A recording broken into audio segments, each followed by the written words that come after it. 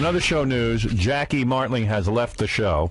He has walked out, and much to my chagrin, after 15 years, the man has walked out because out of all of us, he's the only guy who can't figure out how to get a new contract without walking out.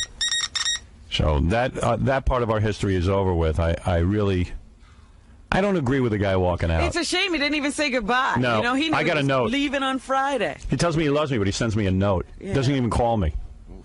So, you know, like, I'm not going to be in. I'm not going to be in. I am. It breaks my heart. Yeah, it breaks my heart. If it breaks your heart, you find a way to keep working here. That's right. So we're going to play Win Jackie's Money. And what that means is, here's how you win Jackie's money. Because from what I understand, they offered him a boatload. Yeah. What you do is, if you're a comedian or a comedy writer or a voice guy, like you know how Regis held auditions on the air to replace Kathy Lee, we're going to do that. All right. And you can win Jackie's money. And whatever they were paying Jackie, we'll give you. What? How do people apply? Send tapes or? Send tapes. Contact Gary. Let us know what your story is. You got some radio background. Well, Jackie didn't. He didn't seem to hold him back. Comedy background, something, whatever. I don't. The guy just walks out. I know. It's like, screw you guys. Keep the show going while I walk out. Limp along, or if this impedes your progress, that's too bad. And the only guy it affects is me. Well, Tom doesn't care if he walks out. Tom doesn't care if he walks out. Tom is not affected. Tom will be able to do everything today that he normally does. Yeah, it doesn't affect Tom's life. Oh, absolutely. So, love Jackie, think he's a great guy, but I'm not sure what he's up to, and we got to go. We got to move forward. It's crazy. It's just crazy. Well, you can't do this 100 million times, and he's done it 100 It's exhausting. times. So that's it. So we never does he get that he's just kicking us in the ball. Yeah, right. I don't get it. Why are you upset with me? Robin wanted more money. Fred wanted more money. I wanted more money. Doesn't. We all want more money, but we somehow found a way to keep working here without walking out and going on strike against ourselves. We don't go out. Yeah, we've been so horrible to him. See, that's my problem. You gave him a job. Tom didn't give him a job. Right. You gave him a job. But who does he lash out at when Me. things go bad? You. Right. Yeah, you're right. I'm not going to argue with you. So, what can I tell you? Jackie's gone, and we love him to work with him, but I don't understand going out on strike against the people you work with. He's never heard of being able to negotiate a contract and work while he's working.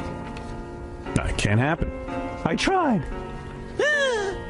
And quite frankly, it's it. So it's over. It's been a good 15 years together, but what can I tell you? And the show goes on. Somehow. Not here, to Howard. In 2 weeks, I think I'm going to leave. So why don't you start making some plans in preparation? I don't need to make any preparation. The point is, Howard, that he doesn't care whether you're left in the lurch or not. Yeah. Yeah, Glenn, you're on the air. Hey, good morning. Good morning. Damn, the show's not going to be the same. He's an endless source of material, going back from Star Search. His wife banged a black guy. That's right. Yeah. I tell you, listen, we wanted Jackie to keep working here, but I'll tell you what I'll do. Somehow I always seem to go on. Oh, yeah, you can do without him. Well, that's what people said when Billy left. When Billy left the show, that was the end of the show. Billy who? Exactly. Let me finish my list. Go ahead. All right. His wife banged a black guy, right? Right. He banged a one-legged girl. He gets his doctors from the penny saver with that 10-nail syndrome. We know. 6 shacks. What can I tell you? Killed his cat. He eats out of garbage pails. He's got a piece of wood that he loves floating in the middle of the garbage water. This Jessica Hahn apology. It's great stuff. Tchotchkes. Listen, we love him, and you know what? I think there isn't a person on this planet who's been more loyal to Jackie. The last thing I got to say, you got to watch him pickle, ferment, and if he comes back, you can watch him decay. How about a little prize for all of that, Howie? All right, here's your prize. I'm going to hang up on you. All right. Everybody wants a prize. We're just calling in. I know. These days, they want something. Hey, Brian. That started. Hey, how you doing? Hey. So did Jackie bail on you, man?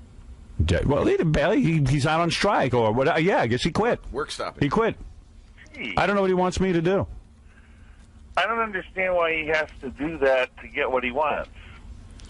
Well, that's our point. I mean, who are you striking against? Tom doesn't care if you walk out. Tom's happy. He'll save himself some money. Well, it's not like they have to shut the show down. No, the show will continue. We're all under contract here, and we will somehow keep the show going.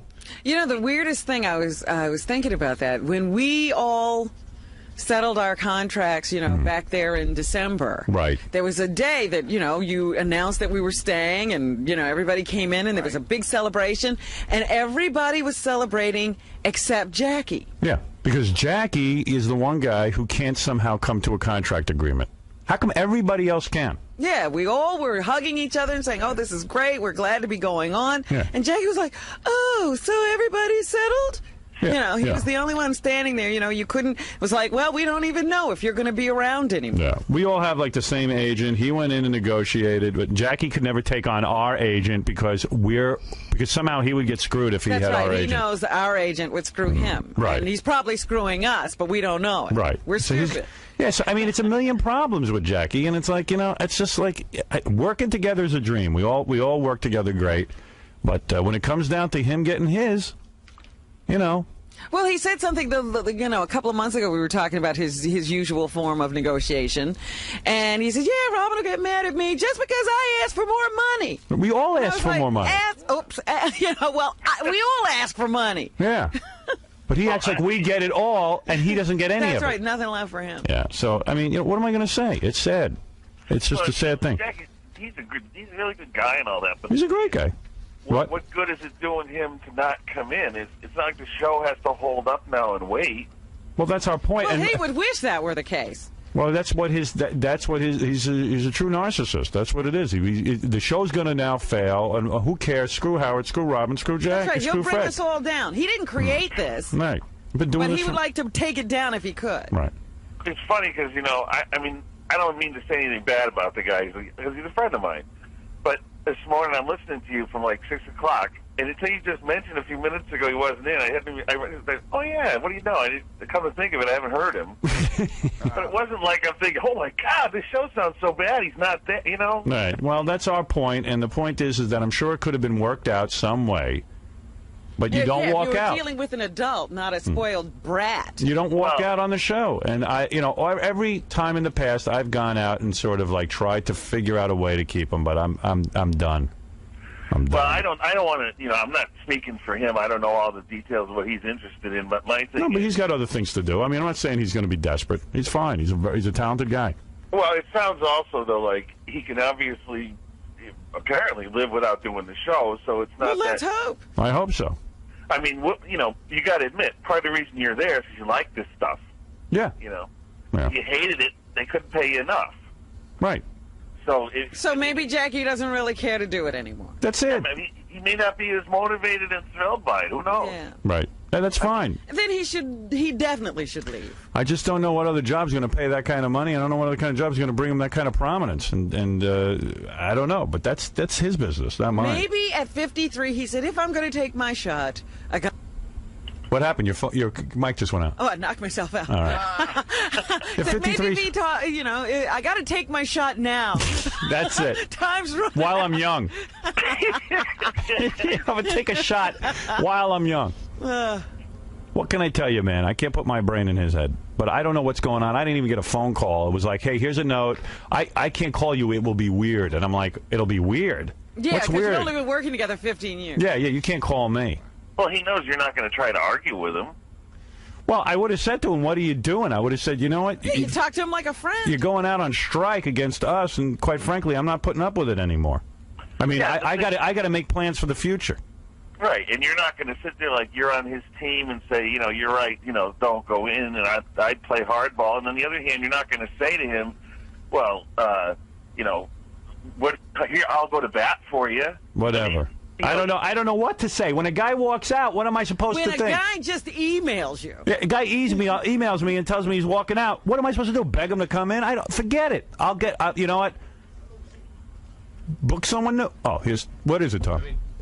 What? Oh, here's Tom Chiasano, who handled the negotiation. I was just going to say, we negotiated long and hard, in good faith, and we just couldn't agree, and his contract actually ended on December 31st, and he stayed for a while. Right. But we weren't going where Jackie wanted us to go, and we did make what I thought was a real significant, substantial offer. Yeah. Listen, wait, let me ask you something. Did when Robin negotiated a contract, don't break a confidence, but when Robin negotiated a contract, I negotiated a contract, and Fred negotiated a contract, did we get what we were asking for? Well, I didn't negotiate your deals, but right. I'm sure I know you didn't. Right. I mean, I know that. Yeah, I'm still I know you smarting. didn't. Yeah, I know Robin said to me, listen, I didn't get everything I wanted, but I wanted to stay with the show, and I figured out a way to do it. Somehow, the agent figured out a way to do it. It doesn't. But you don't. But none of us ever walked out. We never walk out on the show. It doesn't sound like it can be strictly a money issue, though. Come on. With him. With him, Isn't that what he wrote you? He wrote me, it's only a money issue, but then in the next breath he said Tom insulted him, and all he's looking for is a pat on the back. So it's not just looking for money, he's looking for a pat on the back. Why did you pat him on the back? You should have patted him on the back. You know what? I could not have kissed his buttocks more. He said that you told him that you can't help but think how great it's going to be to save the money, that you don't have to What? That's what he told me. That's what he told me in an email. No, I don't even know. What I said to him at some point is, Jackie, I should be sitting here telling you, I'm looking forward to saving the money, but I'm not. I want you to stay. Right. Which is a nice thing to say. Right. He misinterpreted that and decided you insulted him. Well, I know. I mean, I've tried to always talk Jackie into staying, but I'm done with that. I'm not doing it anymore. And if the show sucks, hey, don't listen anymore. What can I tell you?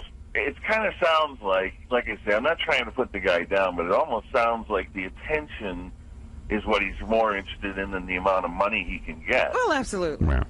And the guy wants to be known on his own for his ability to be a comedian and this and that as a performer. So he should go out and do that. He may not be getting that from being on the show as a writer. Right. Well, I'll tell you one thing. I know what money they were offering because Tom just told me. And I guarantee there's a lot of writers out there that would love to have that would money. fall on their head. I don't think that, and here's the other thing. You write for The Tonight Show or you write for any other show, they don't mention your name. You never get any credit. I don't know who writes Jay Leno's jokes. Yeah. But you know who writes on this show because we make everybody a star on this show. And people forget they even have a microphone in front of them. That's right. On the TV show. If you want, I open up the microphone to anyone who's in the studio. Yeah. So what am I going to say? What am I going to say? This is it. Guy comes to me, he says he's going out on strike against me. He ain't affecting Tom when he goes out on strike. He's affecting me. Yeah, Tom, has your date changed at all? No, listen, I mean, I'm not happy about it. No, I know you're not happy about it. But your date, you're going to go along just fine without him. You won't be limping. The only one who's affected by it is me, not you. So, it's like, if you go out on strike, you're going out on strike against me. You're not going out on strike against Tom. It's silly. Yeah. It's just not helping anything. Well, listen, whatever. Here's my vow. The show will go on. We're going to play Win Jackie's Money. We're going to find our new Jackie. Whatever Tom was paying Jackie, I'll pay a comedian every week to come in, like Kathy Lee. We'll find someone to replace him. Might not be as good as Jackie. Well, who knows? Might be better. I might hire 10 guys. At all. I might hire 10 guys with that salary. We can probably afford to. Yeah. Because pretty much what we were paying him, 10 people can be paid. Am I eligible to enter? Sure. Brian, you ought to enter the party. I don't know what you do, but you ought to do it. Oh, I do anything. You know me. Oh, I know you. This is the guy who was on the air with me when I worked in Hartford. Oh, yeah? And I was in the middle of doing the show, and he took out his private area This guy? and put it down on the table. He's a funny guy. It was very funny, especially when I smacked it because I was doing the show. Oh, my So God. I pulled away just in time. Yes, you did. All right, Brian, thanks. Okay. We'll see you in here for Win Jackie's Money. There you go. Yeah. Thank you. All right. We're Brian, holding one auditions. of the contenders. So that's what you got to do. You got to you figure out what Jackie was making, and then I'll offer it to comedians every week. And when we find the right guy or group of guys, we'll do that. I'll sit down with Gary and come up with a budget. All right, very good. Okay. Makes me sad. What can I tell you? The guy walks out on strike on me. What am I? What about? End of an era. Now, what is this? What am I? Air traffic controllers? This show all makes us our living. You don't walk out on it. You don't do that. You don't walk out on something that earns you this kind of money and this kind of respect and fame. You just don't. You sit down. You talk to your fellow workers. You talk to people and say, "Listen, this is what's going on." Something. I don't know. No, he can't talk to anybody. He's his own best advisor. You could have held up this show for all kinds of money, Robin. You could have held it up for all kinds of money. I would never do that. You could have wreaked havoc on it. Would never do that. I told you. You people are good to me. I have to be good to you. I'm not saying... Listen, Jackie might be right. He might have been worth, I don't know, 100 grand more, 200 grand more. I don't know. I know I'm worth more than they're paying me. I know I am. I love you so much now. And I know Fred is. Why am I being so nice to you? What are you going to do? Your buddy Jackie doesn't work here anymore.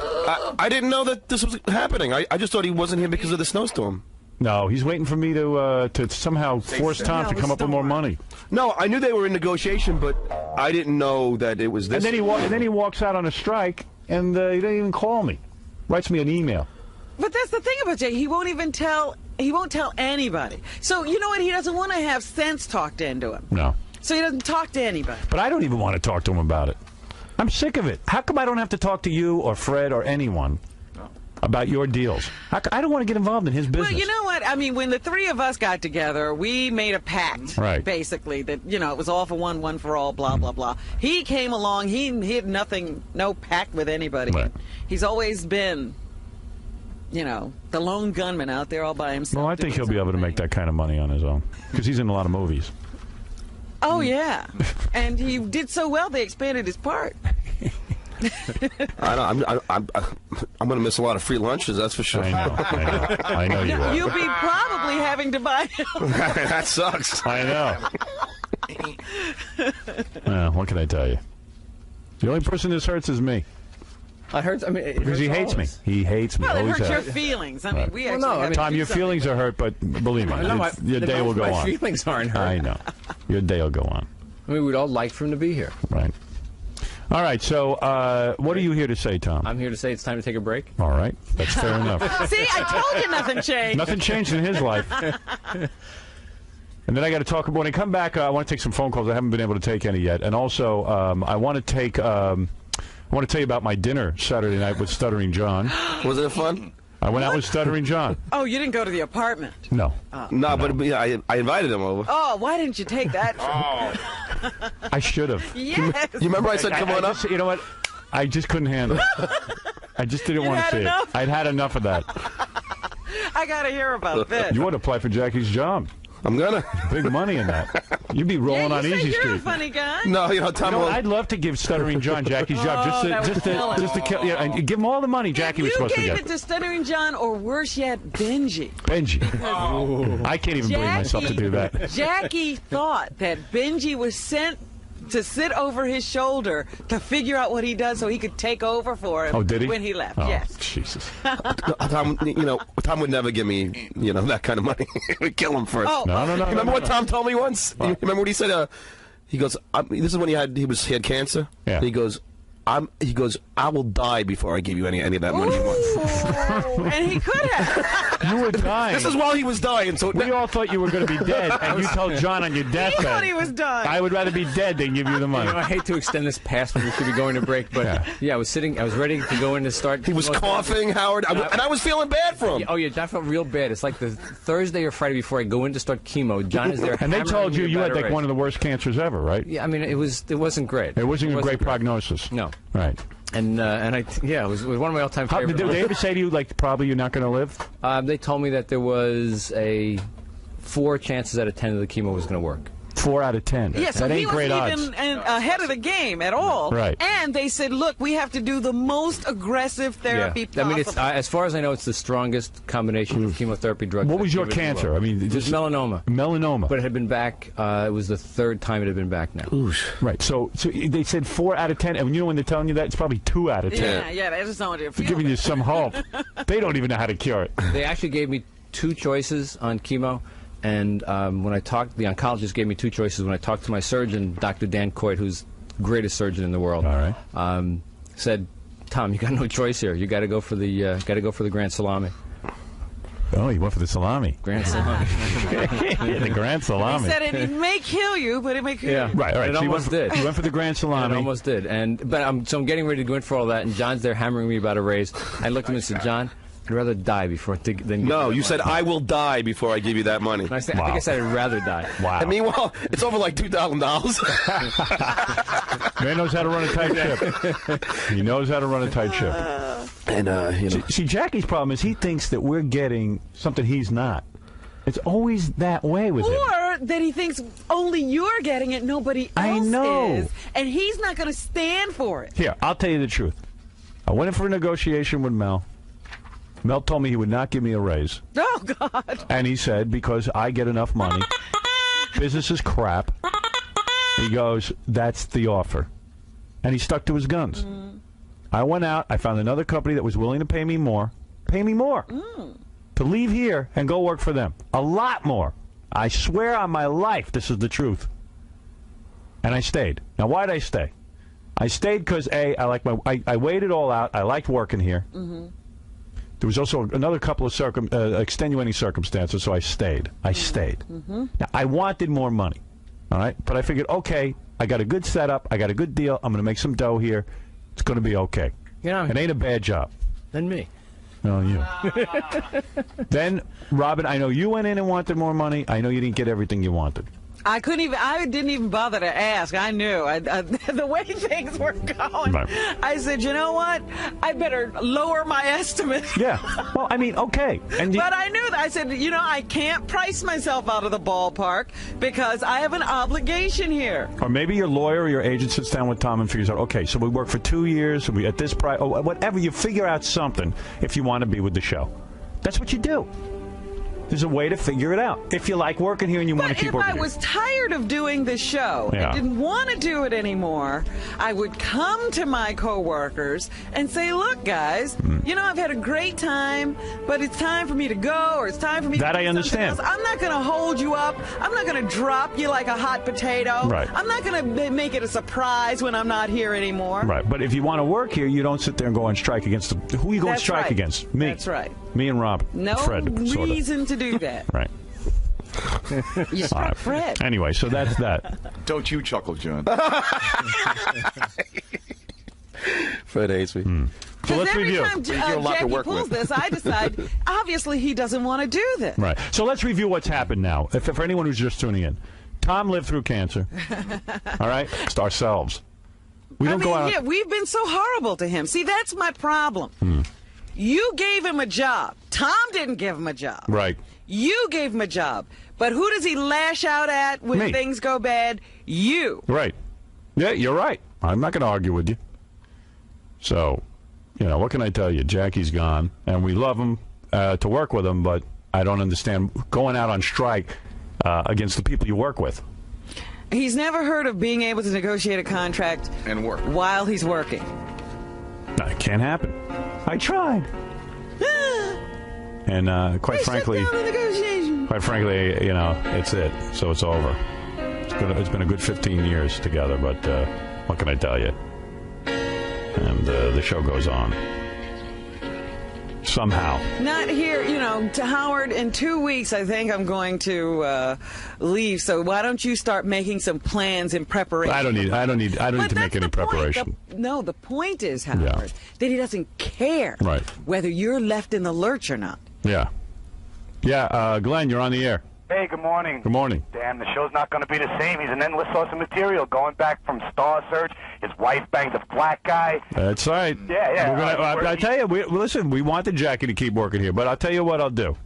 Somehow I always seem to go on. Oh, yeah, you can do without him. Well, that's what people said when Billy left.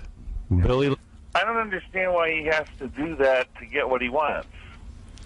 Well, that's our point. I mean, who are you striking against? Tom doesn't care if you walk out.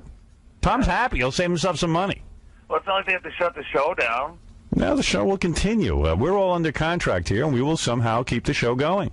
The weirdest thing, I was thinking about that. When we all settled our contracts, back there in December. Right. There was a day that, you announced that we were staying, and, everybody came in, and there was a big celebration, and everybody was celebrating except Jackie. Yeah, because Jackie is the one guy who can't somehow come to a contract agreement. How come everybody else can? Yeah, we all were hugging each other and saying, oh, this is great, we're glad to be going on. Yeah. And Jackie was like, oh, so everybody's settled?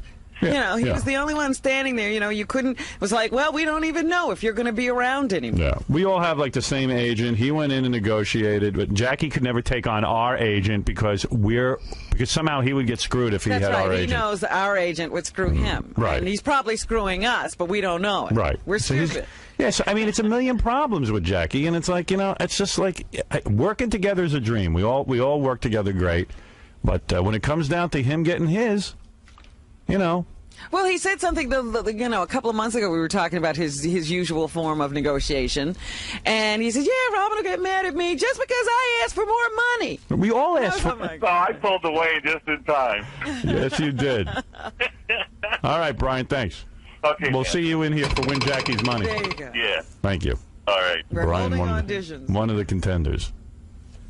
So that's what you got to do. You got to you figure out what Jackie was making, and then I'll offer it to comedians every week. And when we find the right guy or group of guys, we'll do that. I'll sit down. I'll sit down with Gary and come up with a budget. All right, very good. Okay. Makes me sad. What can I tell you? The guy walks out on strike on me. What am I? What about? End of an era. Now what is this? What am I? The air traffic controllers?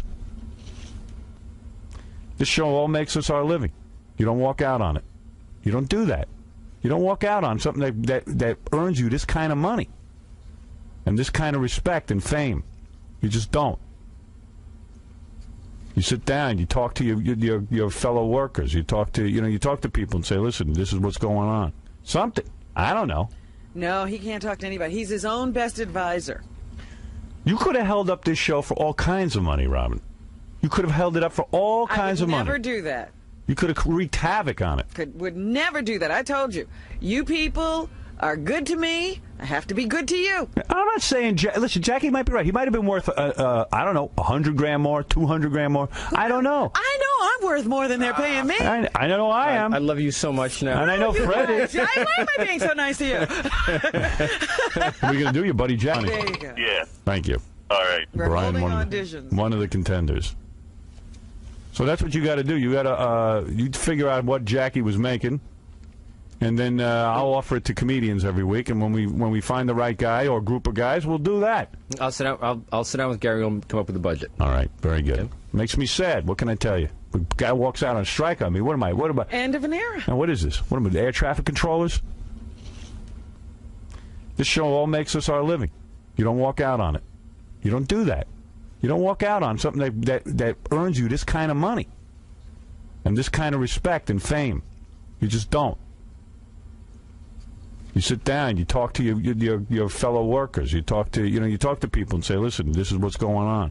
Something. I don't know. No, he can't talk to anybody. He's his own best advisor. You could have held up this show for all kinds of money, Robin. You could have held it up for all kinds of I would never money. do that. You could have wreaked havoc on it. Would never do that. I told you. You people are good to me. I have to be good to you. I'm not saying. Listen, Jackie might be right. He might have been worth, I don't know, 100 grand more, 200 grand more. I don't know. I know I'm worth more than they're paying me. I know I am. I love you so much now. And I know Fred is. Why am I being so nice to you? What are you going to do? Your buddy Jackie doesn't work here anymore. I didn't know that this was happening. I just thought he wasn't here because of the snowstorm. No, he's waiting for me to somehow. Wait, let me ask you something. When Robin negotiated a contract, don't break a confidence, but when Robin negotiated a contract, I negotiated a contract, and Fred negotiated a contract. Did we get what we were asking for? Well, I didn't negotiate your deals, but Right. I'm sure. I know you didn't. Right. I mean, I know that. Yeah, I'm still I know you didn't. smarting. Yeah, I know Robin said to me, listen, I didn't get everything I wanted, but I wanted to stay with the show, and I figured out a way to do it. Somehow, the agent figured out a way to do it. It doesn't. But you don't. But none of us ever walked out. We never walk out on the show. It doesn't sound like it can be strictly a money issue, though. Come on. With him. With him, Isn't that what he wrote you? he wrote me. It's only a money issue. But then in the next breath, he said Tom insulted him, and he was only. And all he's looking for is a pat on the back. So it's not just looking for money. He's looking for a pat on the back. Why did you pat him on the back? You should have pat him on the back. You know what? I could not have kissed his buttocks more. He said that And you told him that you can't help but think how great it's going to be to save the money that you don't have to. What? That's what he told me. That's what he told me in an email. No, I don't even know. What I said to him at some point is, Jackie, I should be sitting here telling you, I'm looking forward to saving the money, but I'm not. I want you to stay. Right. Which is a nice thing to say. Right. He misinterpreted that and Right. decided you insulted him. Well, I know. I've tried to always talk Jackie into staying, but I'm done with that. I'm not doing it anymore. And if the show sucks, hey, don't listen anymore. What can I tell you? It kind of sounds like I say, I'm not trying to put the guy down, but it almost sounds like the attention is what he's more interested in than the amount of money he can get. Well, now how to cure it. They actually gave me 2 choices on chemo, and when I talked, the oncologist gave me 2 choices. When I talked to my surgeon, Dr. Dan Coit, who's the greatest surgeon in the world, all right, said, "Tom, you got no choice here. You got to go for the Grand Salami." Oh, he went for the salami. Grand Salami. The Grand Salami. He said it may kill you, but it may cure you. Right, all right. It so almost did. He went for the Grand Salami. It almost did. But I'm getting ready to go in for all that, and John's there hammering me about a raise. I looked at him and said, "John, I'd rather die before than give No, you that said, money." I will die before I give you that money. And I think I said I'd rather die. Wow. And meanwhile, it's over like $2,000. Man knows how to run a tight ship. He knows how to run a tight ship. And, See, Jackie's problem is he thinks that we're getting something he's not. It's always that way with him. Or that he thinks only you're getting it, nobody else I know. is. And he's not going to stand for it. Here, I'll tell you the truth. I went in for a negotiation with Mel. Mel told me he would not give me a raise. Oh, God. And he said, because I get enough money, business is crap. He goes, that's the offer. And he stuck to his guns. I went out, I found another company that was willing to pay me more. To leave here and go work for them. A lot more. I swear on my life this is the truth. And I stayed. Now, why'd I stay? I stayed because, A, I weighed it all out. I liked working here. There was also... You don't even seem to understand the show. You just ruin everything. You got to be funny in here. I can't wait for you guys to see this on Howard TV. Daily shows, classics, and exclusive behind-the-scenes access. Well, that's going to be on Howard TV. The funniest, sexiest, most star-studded network on TV is Howard TV On Demand.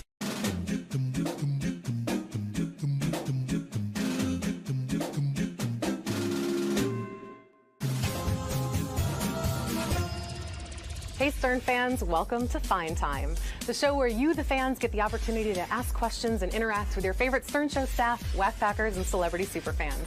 I'm your host, Rachel Fine. Now, when the guys at Howard TV first conceived the show, my guest today was one of the first names that popped up as a must-have.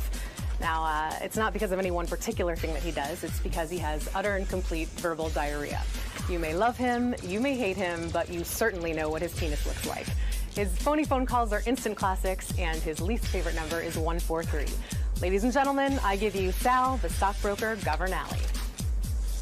Rachel Fine! Sal Governale. You're not sorry. falling for that. Let's just... Good to see you. Good to see you. Okay, little sit down. You feel warm? Not falling for that again. Fresh and just warm. Sit down. Are you ready to answer some fan questions? I am ready. I'm ready for anything that you ask me. Fantastic. Can I keep your eyes in this general direction? Yes. All right, first question comes from JM on Twitter. He wants to know, how did you feel when you got hired by Howard? Extremely excited, Rachel, but at first, to be honest, I thought it was a prank because Gary pranked me 5 years prior. You know, they got me pretty good on the show. I was working on Wall Street, and I was actually that day writing jokes for Artie Lang because he was doing the Donald Trump roast. And I was kind of bummed out, you know, that Win John's job just ended, the great Richard Christie won, which was the greatest thing to happen to the show. And I got a call like, hello, you know, Hal was thinking we'd like to give you a shot here. And I'm like, are you kidding me?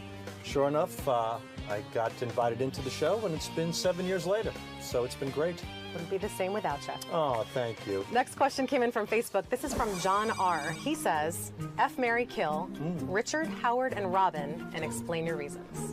Okay. Well, definitely marry Richard because I love him, and he's my second wife. I would probably Howard because it would make for great radio. Robin, you won't believe what happened to me last night. What, Howard? Sal me up the... Oh, my God, don't tell me that. Yes, he did. And I would, unfortunately, because of the game, have no choice but to kill Robin. That hurts. Sorry, Robin. That's crazy. Sorry to hear that. What's wrong with him? Only because of the game. Only because the game really getting into that. gives me no choice but to do it. Okay. Excellent. Moving on. Is she dead yet? She is dead. Next question is from Joseph M. on Facebook. He asks, what do you want to do once the Stern Show ends? You. Every is night. so sweet. As long as Richie Wilson doesn't kill me. You're going to have to clear that with Richie. What do I want to do? I want to continue to write with Richard Christie, put shows together, comedy, perhaps work for a television show like Jimmy Kimmel, certainly pursue stand-up, and just continue within that vicinity in the entertainment industry in some capacity. Sounds good. Maybe you'll be the next Ronnie Mund. I said entertainment. Next question is Kim S. also on Facebook. Kim S. She says, Sal, Yes. tell me one thing you love about your wife. Really love, no jokes. Can you? Yes, of course. My wife is a spectacular and awesome mother. Really, really great. That's one. I could tell you a few. Give me another. I think she's absolutely beautiful. I think she has a great personality. And I also think if it wasn't for her, 80% of my material would be out the window. She always says to me that, if it wasn't for me, you wouldn't have anything. And to some point, that's true. The price that we pay for that is a different story. But it's certainly the truth. She's really good. She's a good source of your comedy. Yeah, she's got a good sense of humor. So romantic. Next one, also from Twitter, is from Roger. He says, how did you ever pass the Series 7 exam? I studied every day. I actually made it a job. I got up at 9 in the morning and I went to my kitchen table and I stayed there till 5 p.m. And the only time I took a break was at noon, like I took a lunch break, and I would put on The Price is Right during my lunch break. And I watched The Price is Right, and then I went back to studying, and I studied real hard. I crammed it all in, and I got an 86 first time out. Nice. Do you think if you took it again today without preparing, you'd pass it? 68. It would take some time, but I could certainly pass it again. Nice. Next question, also from Twitter, is from Stacy. Stacy says, is Gary still eating black and white cookies with crumbs running down his chin? Well, I would have to say yes, I am. I love them, and there's nothing better to put me to sleep quicker than a good old batch of black and white cookies right after I'm done playing solitaire, boy. Sorry to wake you up. Next one came in from Facebook. This is from Scott M. Oh, Scott. From Scott. Sal, what do you do all day other than the prank calls? Well, that's a good question. We do song parodies. We listen to listener submissions. We put bits together. We put games together, like the Debbie the game today. We also write when people go out on the street. Rich and I actually go on the street a lot, so we're constantly coming up with new concepts for the street, like Occupy Wall Street, like going to Harlem, talking about topical topics there. While the show was on, during the course of the show, I and Richard also send Howard jokes and media during the course of the show through Will and Steve on the computer. We submit jokes for other people as well, like Evil Dave. When George Takei comes in, we write the announces for him. So constantly doing stuff. You're a busy guy. Yeah. Jose N on Facebook says, has there ever been one call that you really loved but couldn't play it on the show? Yes, there are quite a few, and there's one in particular that we really love. It took about 6 months to produce. It involved many characters on the show, like Wood Yee, like Craig Gass doing his Gene Simmons impersonation, and we just couldn't play it. This call was so good that Gary reached out to this particular person. They do have a product that they sell as well, and even gave that person the opportunity to come on the show and be interviewed about it, provided that we could play the prank call. Still didn't happen. There are a lot of great prank calls that we just can't play. People say no, and that's it. No is no. Everything that we do, we get a consent for. And if we don't get the consent, we can't play it. What percentage doesn't make it through? I would say lately it's been like 40-70 in our favor. About 40% does not make it through. 40%. Do you recognize that 40 plus 70 is more than 100? Oh, my God, I just realized that. 40-60. 40-65, yeah. Can we go back to the Series 7 question? Yeah. Michael G tweeted us. So embarrassed. Sal, is your hair growing back with a fake propecia? Feel it. What do you think? It actually looks good. It looks pretty full. Yeah. Wait, I didn't feel it before. So well, it was called alopecia, and I got it from India. I went to this website online because propecia is very expensive, and I can't afford it. So I looked online, and I received this Indian propecia called alopecia. And I tried that for a little bit, but I was getting some wacky side effects. So I stopped that, but what I'm doing now is I'm doing Rogaine twice a day. I do the Rogaine foam. Get right in the peaks, rub it in, go to the back. How's the back look? It looks good. Yeah, I fill it up there. That's it. And then, and just the opposite on my balls, it's nair. Gets all the hair out. So bald here, full there. It's a match made in heaven, ladies. Match made in heaven. Next is from Live and Uncut on Twitter. If you had to choose either your wife or Richard to live with for the rest of your life, who would it be and why? Wow, that is a great, great question. Sorry, buddy. Hey. But I'm going to have to live with you for the rest of my life. You pick me?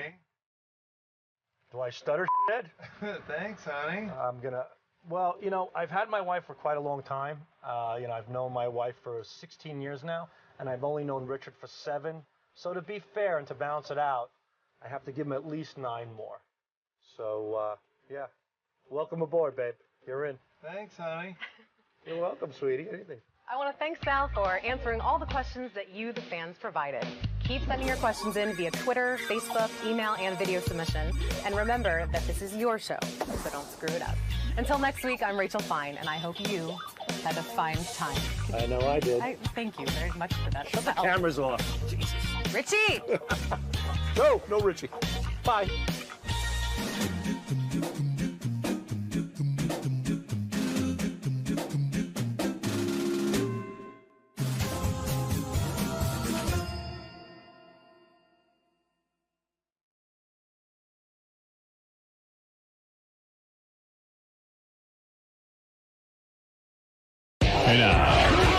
You don't even seem to understand the show. You just ruin everything. You got to be funny in here. I can't wait for you guys to see this on Howard TV. Daily shows, classics, and exclusive behind-the-scenes access. Well, that's going to be on Howard TV. The funniest, sexiest, most star-studded network on TV is Howard TV On Demand.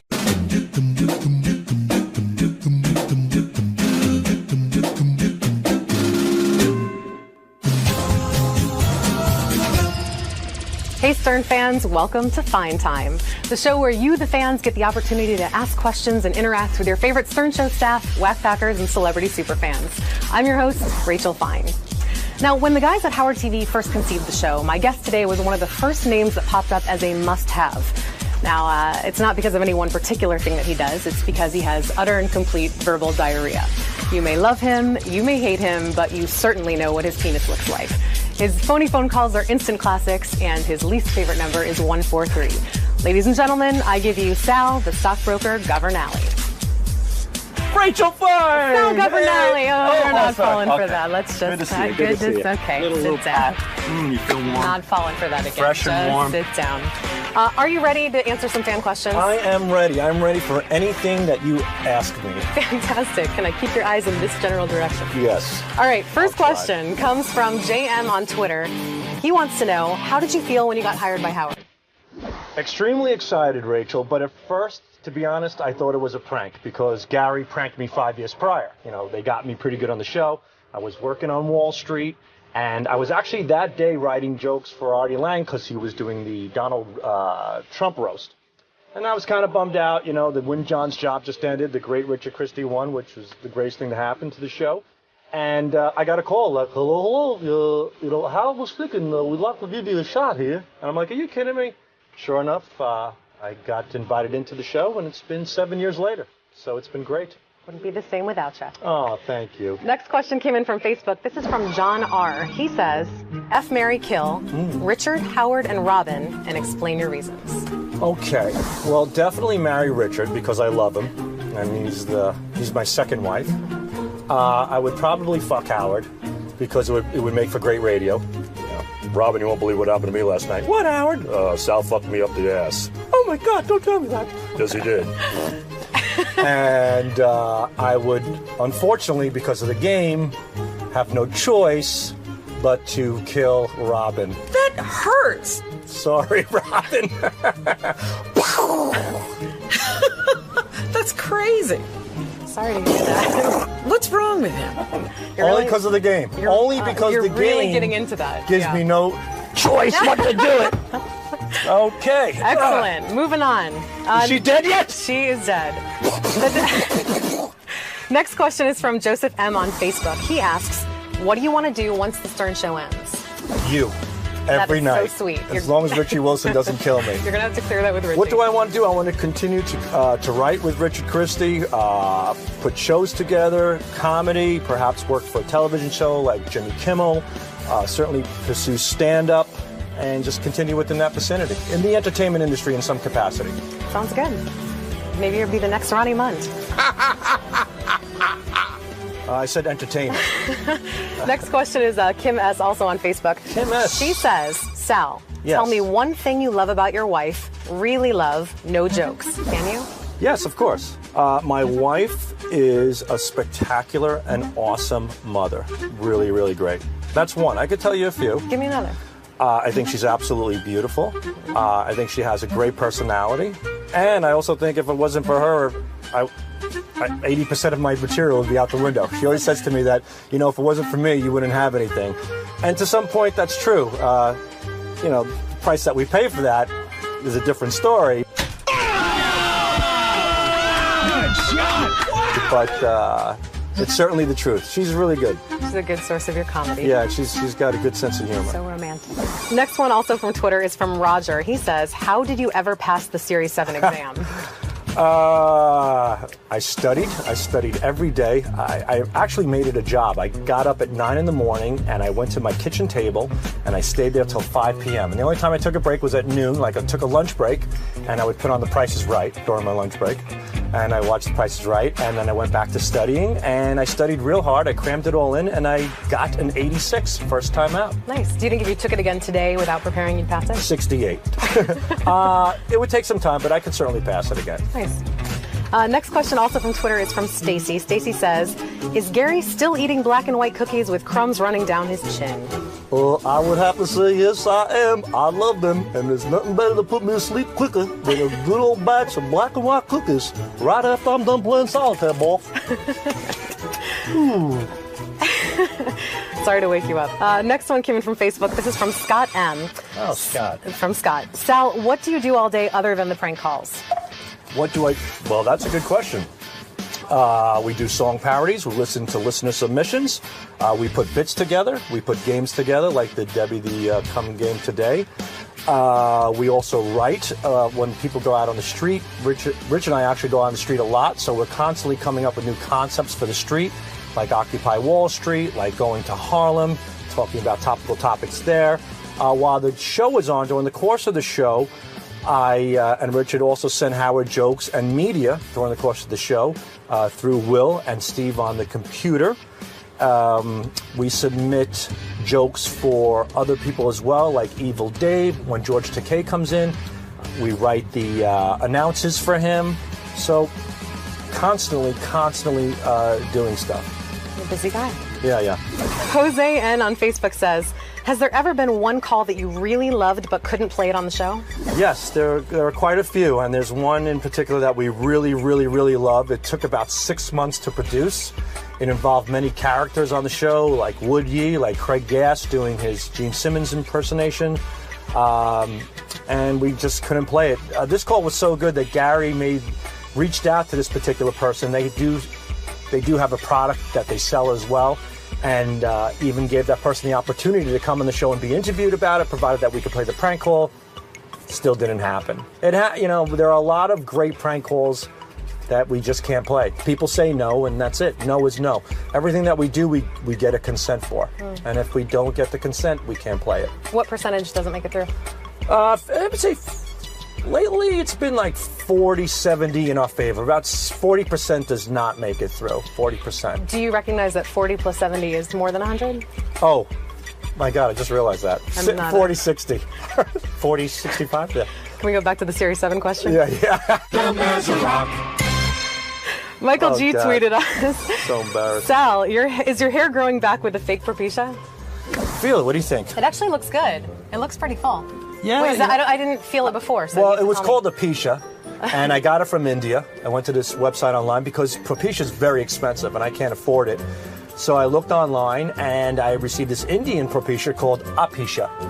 And I tried that for a little bit, but I was getting some wacky side effects.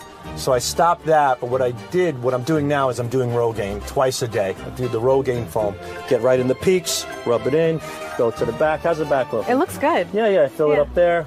That's it. And then, and just the opposite on my balls and cock. It's nair. Gets all the hair out. So bald here, full there. It's a match made in heaven, ladies. Match made in heaven. Next is from Live and Uncut on Twitter. If you had to choose either your wife or Richard to live with for the rest of your life, who would it be and why? Wow, that is a great question.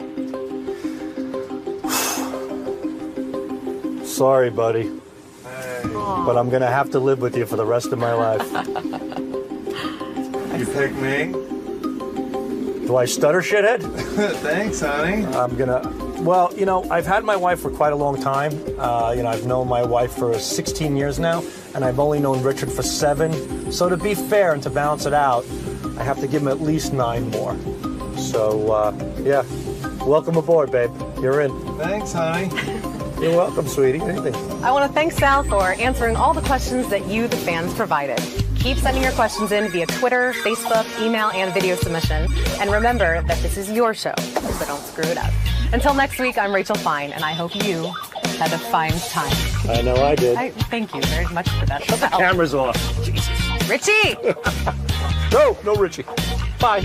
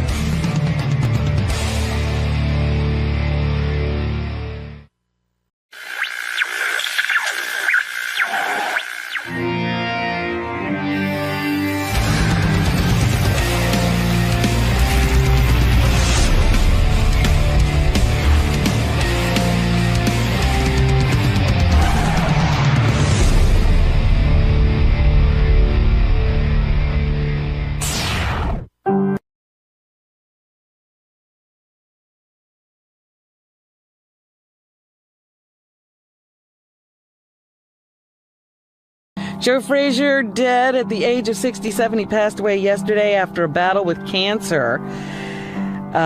He was a great fighter and had 3 legendary fights with Muhammad Ali. Knocked Ali on his ass. Legendary left hook, right? He had a very strong... Yeah, nobody ever saw that one coming. Yeah. Boxing was always a huge deal in my house. My father always watched the fights, and I remember being in 4th grade.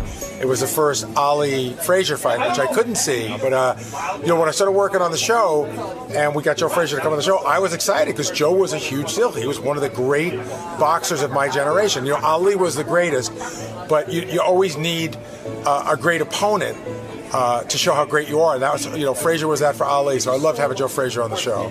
I think a true boxing fan would say that boxing skills, strictly boxing skills, and a powerful left hook, Frazier might have it over him. Of course he does. Ability-wise. I just watched a documentary about the last fight between Muhammad Ali and Joe Frazier.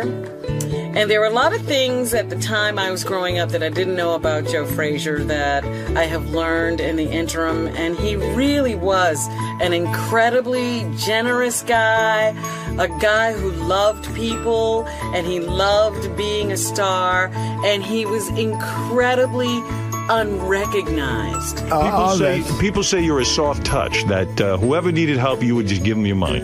That's right, I would help. And now if I think he's worth it. I love people. You do. You like greeting the people, talking to them. You're a champion, and that's There it. you go. The one thing that always came through with Joe that I found interesting was he really never got over the fact that he didn't get the respect he deserved, especially from Muhammad Ali.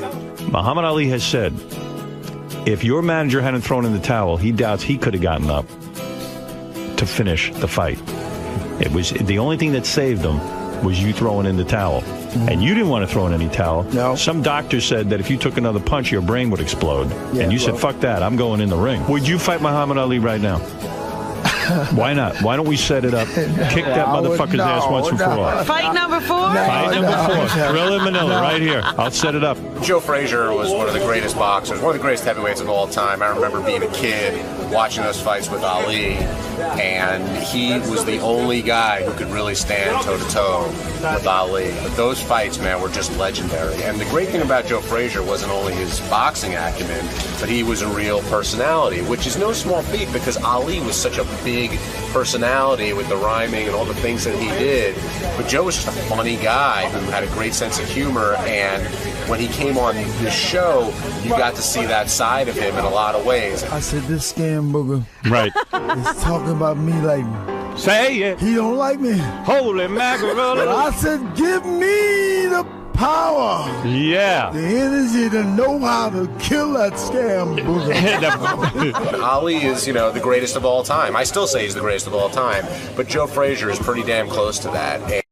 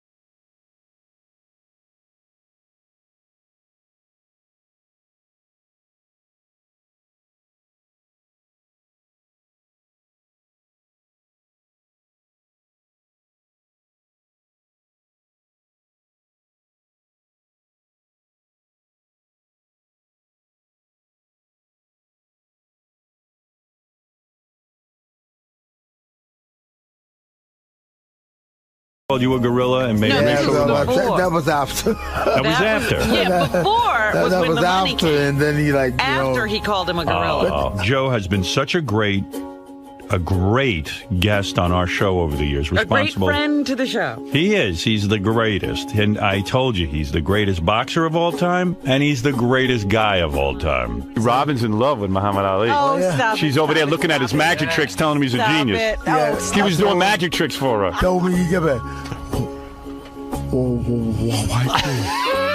I say it's too goddamn late for them tricks now, man. You should have had them tricks. He was trying to had them tricks 20 years ago. He was trying to get the left hook way. You know what I mean? He was trying to show you the magic trick. Yeah, he was trying. I tell him it's too late. It's too late. No magic. Well, every time Joe Frazier came in, he always said hello to me and hugged me like he knew me, but I'm pretty sure he didn't know my name and never remember me. But he was such a nice guy.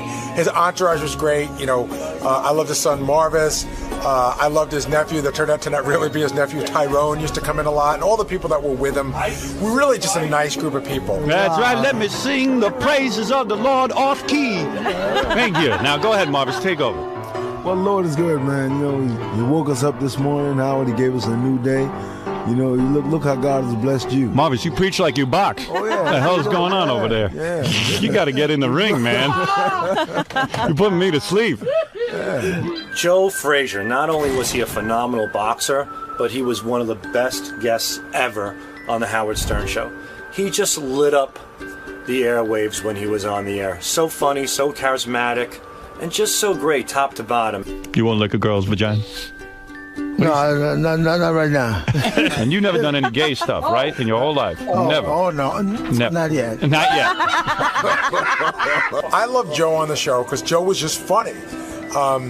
There was that time he came in and started talking about Spoopledoop, which I think was really funny. And then I always thought when he accidentally fell, even though people falling isn't funny, it really is.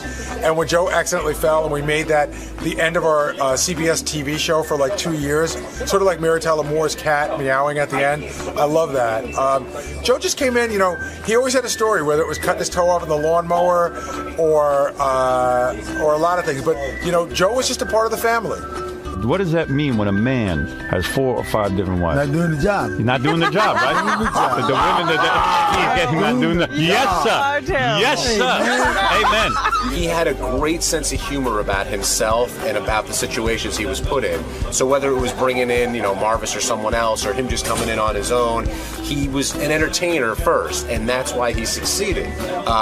You almost forgot he was a legendary boxer who can beat the crap out of anybody around. He was more of an entertainer. You saw that personality shine, and Howard really took to it. And of course, Howard saying that Joe Frazier was the greatest of all time, knowing Robin was such a big Ali guy, always made it interesting. So even though Howard doesn't know anything about sports, he did know about Smoking Joe Frazier. You know why they remember you? Because you pounded him so bad, all he could do is one magic trick. And it's the same goddamn magic trick. I told him as soon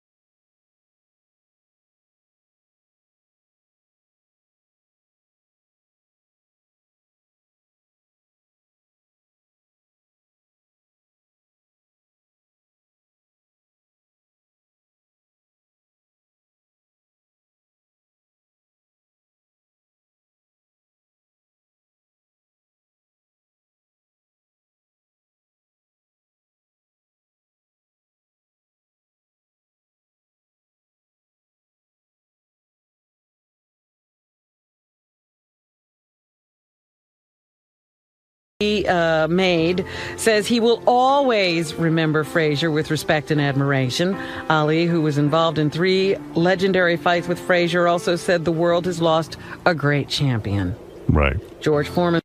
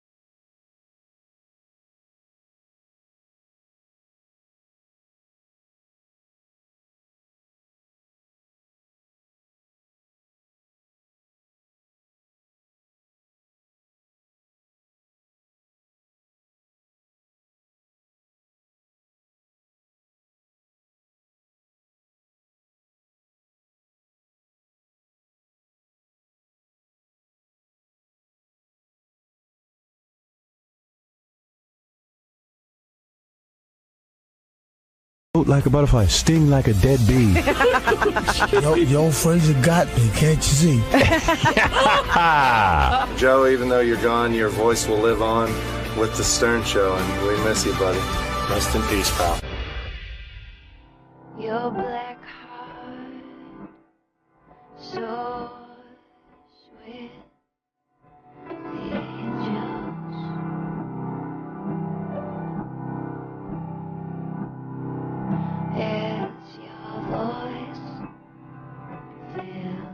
What's up, fellas? What's up, Joe? How are y'all? Hello, Howard, world. How y'all been? My name is Joe Fraser.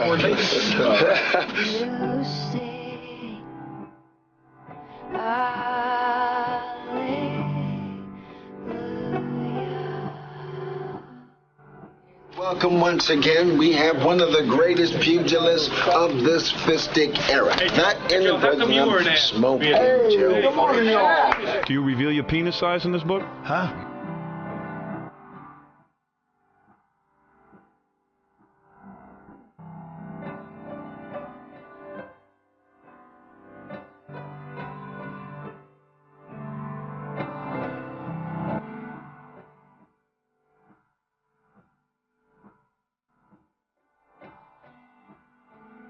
You got a big one, right?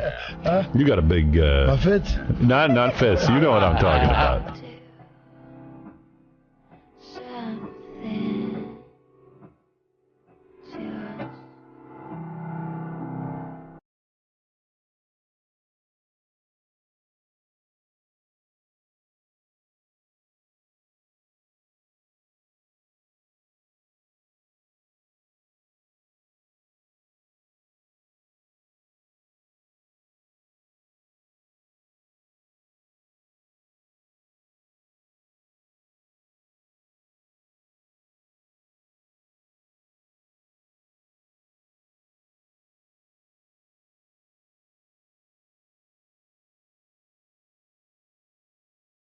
I told Joe when he was alive he was the greatest, and that what Muhammad Ali said to him was disgusting.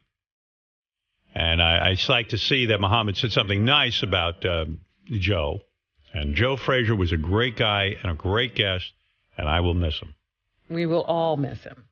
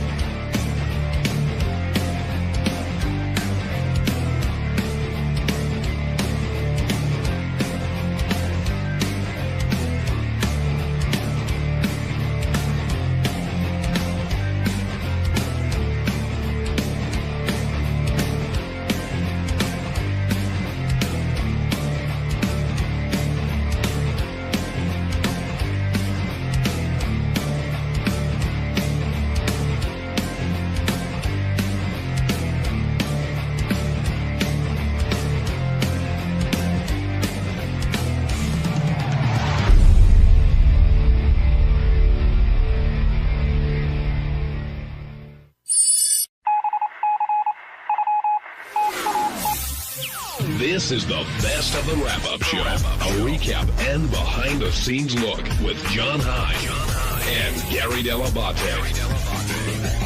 The best of the wrap-up show begins now. Hey, it's Gary Dell'Abate. On Tuesday's wrap-up show, Ronnie the limo driver came in and we talked about his poem that he read at the holiday party. Ronnie's still not really understanding how he insulted Howard. And then we talked a little bit about Ronnie and Doug Goodstein had a little bit of a disagreement because he thought that Doug threw him under the bus, and that turned into the whole thing. Here's how it all went down.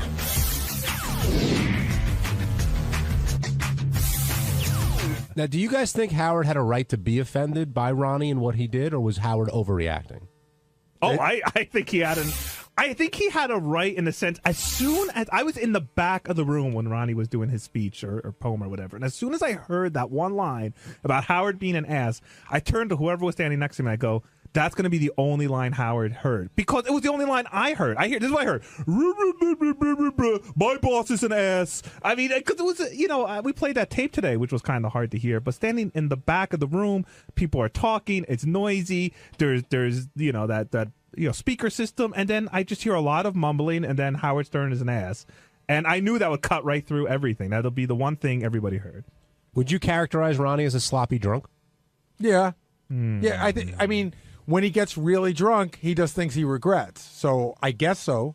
Yeah, he's blacking out. I mean, okay, so here are the things that I've seen. Again, none of which bother me. I'm sort of in the whole thing, like with Benji. When Benji was acting wacky, say 2 years ago at the party, didn't bother me. I am just noticing this. All right, the Bubba wedding was a classic. Were you guys? You weren't working with us at the time, Jason. Were you at the Howard and Beth's karaoke? Yes, Valentine's party yeah. where Ronnie took his shirt off and passed out in the King's Throne. I have pictures of it. Okay, that was another great one. And then there's been a couple of Christmas parties. And there's also been a couple of Ronnie's. I haven't been to all of them, but Ronnie's birthdays at Scores and Rick's that I heard have been in that vein. But he gave a weird drunken speech at my wedding, too, which was very nice, but he was just going on and on about how I go to strip clubs and like all this stuff. And at some point I was like, Ronnie, does this go anywhere? Are we... was he like Zach Galifianakis at the rehearsal dinner? Well, another thing Ronnie did today was actually walk out. If you missed it, let's hear that clip. You've lost it. Your ego is way out of control. Dude, humble yourself a little. All right. You're out of control. All right. I'm done. You're drinking too much? Listen to me. Look at me. I'm done. What are you done with? What about an apology? What about an apology? Come here. Get in here. Get in here now. No, you're not apologizing on mic. What the heck was that? He just left. He left. He's done. Your worst moment, Ronnie. Why did you walk out, Ronnie? I was done. But you were genuinely hurt. And surprised, right? Ambushed. Well, I would say blindsided. Yeah. You didn't see it coming today, did you? No. But the funny thing is, everybody else did. Okay. All right. But I knew you didn't, and I knew that. Well, I know that feeling. I've been in your shoes. You feel so blindsided that you feel stupid, and you want to leave. Yeah, exactly. I don't want to hear anymore. Just walk out. When you went through your poem, and JD read it, you wrote it. Were you worried about that ass line and being crass, or did you think, oh, he'll know I'm just kidding around and, just being yourself, I guess? Yeah, well, basically, if you listen to the end of it, I was complimenting him. But he doesn't get that. He just like... Well, how is it a compliment if you say some people think you're an ass? Some people. I didn't say me. I didn't say Gary said it. I didn't say you said it. I said some people, meaning it could be anybody that media said it. people, whatever people that always who've made fun of him and said he was shit or whatever on the air. The Pope. Whatever. Then I said how everybody here loves him. But that didn't translate into his head, I guess. I was insulting him and his wife, which I don't get at all. I'm sorry. Well, the only thing he heard was you calling him an ass. I mean, I didn't call him an ass, John. All right, JD called. Well, JD, no, I didn't call. If you read the fucking goddamn poem, John, I didn't say Howard, you're an ass, did I? I said some people call you an ass. Well, Fred said I didn't say me. Fred said he had read it before. You showed it to him and told you might want to think twice about that. He never told me to take the ass part. I never said John was a pedophile. I'm just saying some people say John's a pedophile. Thank you, Sal. No problem. But JD, when you were reading it, you told me that you thought twice about that line. You thought Ronnie may get some shit for that. Yeah, it was definitely one of the odder parts of the poem when I did the first read through of it. But listen, I was just trying to power through it. I didn't want to. I wanted to be as entertaining as everything was made it out to be. Do you think Howard has a right to be offended by what Ronnie did or how he acted? I can see how Howard is offended, but I can also see how Ronnie was trying to. I can see how Ronnie wasn't actually. He was trying to say something nice, but in a weird way. I can see where both points of views are. It seemed to me just like listen, if Howard, I could understand now Howard's point of view about it. At the time, I didn't realize it at all. It just seemed more like a roast kind of thing. But hey, some people say this, but we all love you. That's what it seemed like to me. I think we're learning that it actually takes talent to write poetry, and that words are a tricky thing, and that it's all about how you arrange you've heard them the last fucking poem out of me around here. You're done. That's for sure. You're done? I'm done, man. Oh. What made you decide that? What are you kidding me? No, Are you fucking kidding me? Your balls get busted all the time. Yeah, and but now this is all of a sudden you're folding I up. insulted his wife. How did I don't even know how I insulted his wife. I can tell you. We can tell How? you that. Because they've been together a long time, and you 10 called her years. his new wife. I did not. Yes, you did. I did not. Yes, you It's did, on tape, Ronnie. that's what it is. That's your blackout Those are your speech. Ronnie. You said your new wife, Ronnie. and I think that's a little sensitive in the sense that he's been with her for 10 years. Wait a minute. Ronnie, wait. You blacked out. It wasn't part of your poem, but when you came back to give a speech, Yeah. Your second one. yeah, you absolutely said that. We know because the reaction of everybody in the room was like, "What did he I just think say?" you called her a chippy or something. Oh no, that's No. what Scott's No. wife called you. Yeah. It was right before you fucked Robin Salem at the party. That was also funny because I had heard, and tell me not to get too many You subjects. ask me whatever you want, Gary, because I had heard that this might be the last time you have me on the air. Okay. I had heard that you said before Scott's wife got there that she better not start with me. I don't want not taking any shit from her. If she fucks with me, I'm going to give it right back to her. And then, like 30 minutes later, you guys were dirty dancing. Yeah, because first of all, I wasn't the one who was really hurt by the whole thing. It was Stephanie who was hurt by it. But what happened that she didn't give you any shit, I guess? Did she apologize? She apologized to me, and she also apologized to Rachel for last year. All right, so that's cool. What about the Stephanie? Yeah. Oh, yeah. Yeah, and to Stephanie. So it was all water under the bridge. See, but we didn't know any of that. Yeah. Worked it was, out on the dance well, floor. you guys didn't have cameras. Now, what You had to happened? follow me around. No, you wouldn't Why? come in this morning because you were still mad at the other thing. Now, why did Howard think you were loaded when he first got there? He said you were drunk I from wasn't. the get-go. I don't know. I didn't even do a shot. I don't know what he's talking about. I don't know. You were pretty drunk when I first got there. I wasn't drunk at all, Jason, the whole night. Well, you don't remember giving a speech? I remember giving it. I just wanted to see. We went out to dinner the other night. Doug Goodstein and Richie and Ganji and I forget who else was there. And he started this whole thing with, "Do you remember the speech he gave?" And everything with him, he's recording on his phone. I mean, we're out for dinner. We're supposed to be like we're on vacation, but everything with him is the TV show. I mean, you can't have a night where you just sit there and have fun where it's not. You know what I'm saying? Well, yes and no. I understand. Yes and no, because I think you were in here a little bit about a year ago telling me everything that Ganji ate when you guys went on that shoot in Texas. Yeah, well, you asked me and I'm answering. Dude, I don't care where this story's going. You were drunk at the Christmas party. But I wasn't drunk. Yes, you were. No, I wasn't drunk. You were worse than drunk. No, I you were wasn't. No, I oblivious. wasn't. No, I wasn't. No, I wasn't. All right, if you weren't drunk, how would you categorize yourself?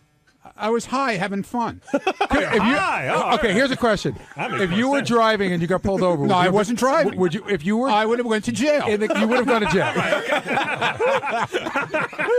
But you'd be having fun. I would have went to jail, but I wasn't loaded to the point where you had to carry me out. Right. You know what I'm saying? Yeah, this guy walked out on his own 2 feet. What are we getting on Yeah, this exactly. ass for? Matt in Syracuse, you're on the wrap-up show. Hey, John. Hey, Gary. Love the show. Thanks, Matt. What's up? What's your question? No question. It's just rip Ronnie's ass apart. There's no question. No, go ahead. Make your comment, Matt. In fact, I think I'm ripping on Howard because I think if Howard's got such a problem with Ronnie's behavior, he continues to validate it by putting him on the air and making a big farce out of everything. If Ronnie needs to shape up, Howard's got to be the one to say something about it. Who would have ever thought that Ronnie would be the one to take himself off the air? I would have swore if it came down to it, it would have been Howard kicking you off the air. What do you think of that, Ronnie? Do you think that if Howard were really, really upset with you, he wouldn't bring it up on the air? He'd talk to you about it off the air? But I don't know anymore. I don't know where he's coming from anymore. Did you talk about the party at all when you drove him in this morning? Happy New Year. How are you? How was your vacation? That was it. How's that new wife of yours? Yeah. So this literally came out of nowhere to you this morning. You didn't expect to hear anything about the poem. Did you think you would be praised for the poem? I don't know. I thought it was halfway decent. I didn't think it was terrible. Not like you rhymed ass was ass or anything. It's not like I cursed him. I didn't. He claims I cursed him out, but I don't get it. I just don't get it. I'm sorry. I just don't get it. All he did was hit me this morning with, below the belt with everything. Didn't bring up anything like good stuff. Like the one good thing out of the whole vacation was how I got great shit on Twitter and from people about hosting the best thing of 2011. Didn't say a fucking word about that. But rather hammer me to death. Did you really expect that he was going to walk in, flip the switch this morning? And No. But you should hear how good Ronnie was. No. during this whole thing, you know, I could have got something out of it where I wasn't fucking stabbed. You know what I'm saying? Stabbed? Fucking stabbed. Well, he made an observation. It's not like he made it up. He didn't make up what you said. That would be stabbing you. Gary, I never said he... You can't win, Ronnie. I'm This sorry. is part of what Howard was making fun of you for this morning. You heard from a few people on Twitter that thought you did a good job, which I'm sure you did. Few people? And now Much you're more making than much more than a few people. Why wasn't this the conversation this morning? No. Jason, by the way, why are you hammering me now? Why are you in here busting my fucking ass now? Oh, I'm busting your ass because you're on that microphone right there. Okay, good. This was your part of your plan too, right? Yep. What? John called me last bring night. him in here. It is never part of my plan to have Okay. Jason in here. All right. Never. All right, whatever. He actually rolled in on his own. Whatever. But Hey, Ronnie's getting some good tweets right now. Hold on. Yeah. Oh, yeah, I'm getting great tweets. But Ronnie, did you I expect can imagine. when you were I in- haven't even looked, and I'm not looking. Before you walked out, okay, Howard hit you a little bit, but did you expect like Robin or Fred or JD was in there? Did you think he'd have your back? No, nobody has your back. Nobody. No. You could be 100% right. Nobody's got your back. But who's to say what right and wrong is? You can't win. I'm sorry. Is there That's it. anyone on record that will say that Ronnie was not drunk off his ass at the party? I think he was in control. Like I think he knew. Like You have a low level of credibility. No, what I mean is, I don't think Ronnie was like we've seen like people that are completely out of control at a party. Ronnie that throw up or like Ronnie has to be carried out. Like he wasn't. I think he, for the most, I think he knew what he was doing. There were definitely drunker people there. I gotta say, but there's in between being completely sober and not having to be carried out are many different variations. Is there anything you did, Ronnie, that you're embarrassed about? No. There's one guy that was at the party that, at least in the back office, we all universally think was by far the drunkest person at the party. I know who it is. And that person didn't do anything. You wouldn't say, oh, my God, Right. that person did this or did that. But if you ask me point blank who was the most wasted at the party, I have an answer. But don't you think that's because the person comes across as so laid back and conservative? Otherwise, you wouldn't have noticed. It was definitely part of you're not expecting it from him, right? Even though we don't know him that well. But the other point is, at a Jason, certain you can point- say who it is. at a It's certain pretty point- obvious. At a certain point during the party, I'm pretty sure he had no idea who I was. Like, don't worry, on Howard TV, they'll see who it is. Who are you talking about? Your dance partner. Yeah, you were dancing with him. Yeah, I have lots of pictures. Tugging his tie. Oh, John Lieberman? Yeah. Billy and Reno, you're on the wrap-up show. Billy, you there? Oh, hey, good morning, guys. I kind of feel bad for Ronnie in this situation because I felt like all morning Howard was playing the whole ass comment, and then even when they played the recording of JD reading the poem, they cut it off as soon as he says, oh, my boss is an ass. When I feel like it's kind of out of context when he was actually trying to compliment Howard. Yeah, he said, though some people call my boss an ass and some say he's crass. And what's the next line? But we think Howard and Beth are top class. Right. The problem was the setting. This wasn't a poetry club meeting. Understood, Jason, but he wanted me to read a poem. He asked me to do it. I'm explaining how the room heard it, not what was in the poem. Once you heard that line, ass, that's it. That's all people, like I'm just saying, like people start murmuring amongst themselves and they don't hear the rest of the poem after that. I'm just explaining to the guy on the phone, yeah, maybe when you're sitting and listening to it replayed back on the radio, it's a little bit different. But at the party, that's a lot. That's that line. Everybody heard that line. Did you hear Robin's speech? No. Really? No. You sure you were there? You sure you weren't drunk? I was standing right next to it, but I didn't really hear it. You were screaming during it. You didn't hear it because you were so busy yelling. I was going to say, if you could have embodied the sentiment of Robin's speech into a poem, you'd have been fine. Yes, Robin has 14 families. I remember making a speech at the party, after the poem. But I said to Doug Goodstein, like I was saying at dinner, that I didn't remember. So right away, you didn't remember? Get this on. Let's get this on tape. Let's get this on tape. You really didn't remember? Hey, can I just say Ronnie does an awesome Doug Goodstein? Not the voice, but the face is awesome. Then he ran in there this morning. It was like, ooh, like a little old lady. You couldn't wait to fucking spill his guts. When you were writing the poem, did the word top class come before ass, and you had to get a word that rhymed with top class? Yeah, well, the whole thing came together. It was ass and crass. But do you remember like what order you wrote it in? Like, were you like, oh, I need a word that rhymes with I top don't class? remember how I wrote. I scribble a lot. I think he started with the line "Howard's an ass" and then wrote the poem around that. No, I never said Howard's an ass. I said Howard. Some people. Oh. I never said Howard's an ass. See, would he have been better? Maybe you could incorporate about bass. But that's how he liked to interpret it. That I basically called him an ass. Now, would he have been better off if he said, Jay Leno calls you an ass, but that jackass has no class. Would that have been better? It's still a horrible line, but yeah, that pentameter's a little. Look, Yeah. I wasn't writing and communicating is a talent. My paradiddle. Ronnie, kidding aside, it seems like, I mean, you get a lot of shit on the air. We all know that. But it seems like this time you're genuinely hurt versus other times you kind of brush it off. I didn't do the poem to fucking insult him, and he keeps saying that I did it to insult him. So it's such bullshit. Will you talk with him about it? No. Why not? Because everything's on the air. If he'll talk to me, if he wants to talk to me, he'll bring it up on the air tomorrow. But you wouldn't talk to him about it on the air today. No, because I was done. I had enough. Will you go back in if he wants you tomorrow? We'll see what happens tomorrow. I don't know. Ronnie, it seems the one you're most upset with is actually Doug. No, I'm not upset with Doug Doug. Z. I'm not that upset with him. I told him this morning. I said, we went out to dinner the other night.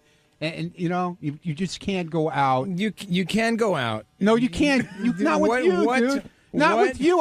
Because every time we go out, it's like it's a fucking TV show for you. What do you mean? You broke news to me. I knew this was going to happen today. Yeah, I knew it was going to happen because I told you. I didn't know about it, but I did know about it. You told me 2 weeks and later. I wanted to just see what the fuck you were going to do. You told and me right away, can I put this on my camera phone? I got your reaction. That's what I do. Things don't only happen in the studio. Do we cover you all over the place, all over the country? But this is was that out of the studio? No. Duh. Yeah, because that's a booked appearance. No.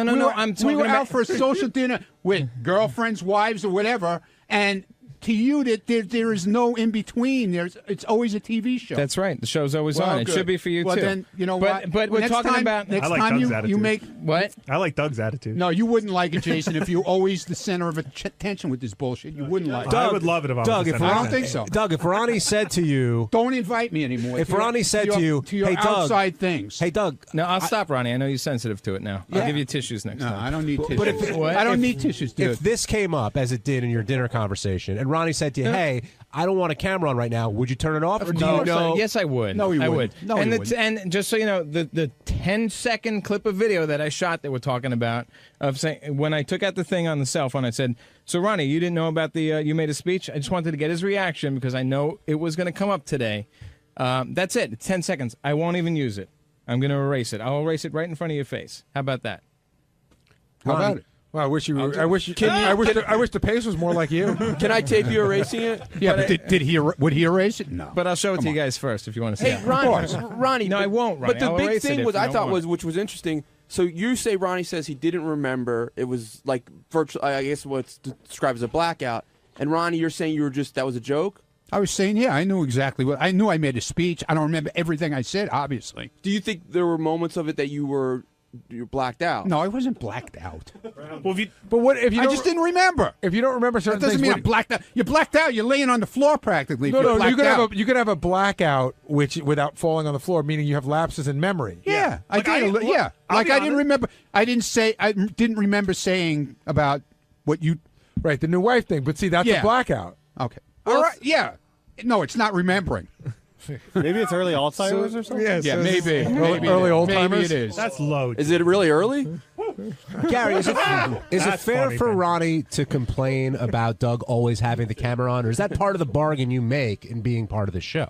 I don't like these guys hang around a lot more than I do off the show, so I just figure I don't know what their deal is. I figure they got it. It always winds up in an argument. It really does. It does because he's got to film everything. This whole exchange, we're talking about this whole conversation with the video is about 10 seconds. And Whatever. The conversation it's still was a about camera. 2 minutes. It's still right away with a camera. Oh, can I film it? I got to film it. All right, so I got to film it for the TV show. John, I'll ask you a That's question. right. And I'll we ask you a like to question. film you all over the place. We'll stop that if you want. but that's But I'm saying one thing has nothing to do you're with the other. missing the point. I'm saying you're missing the point. outside of at your appearances, we shoot you all over the place, not just at your club at No, the you appearance. don't. Yes, we do. We go out. We have cameras sometimes. We'll do other things. We'll take you around Yeah. and about. Yeah, right. Okay. But it's And if something it's part of happens- it's part of your work thing. We weren't working at all. Were we working at all that night? No. I've been invited to the lovely Goodstein household on several occasions, and none of that ended up on TV or cameras. How come? I don't know. But Ronnie, so you think it's personal? It sounds like Doug said before he taped. He said, "Can I tape this?" Right? It's like I'm fucking Doug's clown or something. Oh, You're it's not my personal. clown. Yes, See, it is. I knew it. Well, I'm going to be very sensitive to it because I respect Ronnie. Believe it or not, I do. I like him a lot, and I don't want to hurt his feelings. Seriously, I'm not. You didn't hurt my feelings. I didn't do it to hurt your feelings. It just proves how it's everything. Everything you can't, separate work from having a social night out. But Doug, didn't you said, can I tape this before you taped it? Yeah, he did, and I knew he was going to bring it up today. Well, I mean, but. So this is Gary. Would you have brought this up if this happened privately at a dinner that you were at? Yeah, I think I would. I wouldn't have needed to tape it because my word is worth it. But I get what you were going for. I certainly would have brought it up. That Ronnie didn't remember totally. Do you feel like Doug has you on a string in some kind of way, Ronnie? And when did you start feeling this way? Do I have that power over You Ronnie? went a little strong there, John. Yeah, I'm a puppet. Yes, I'm Doug's he's puppet. not my puppet. No, seriously. When did you start? Is it's this something new? It's not new because every time we go out, it turns out to be a camera thing. What do you mean? But isn't that all? I don't see everybody sitting there filming you, Doug.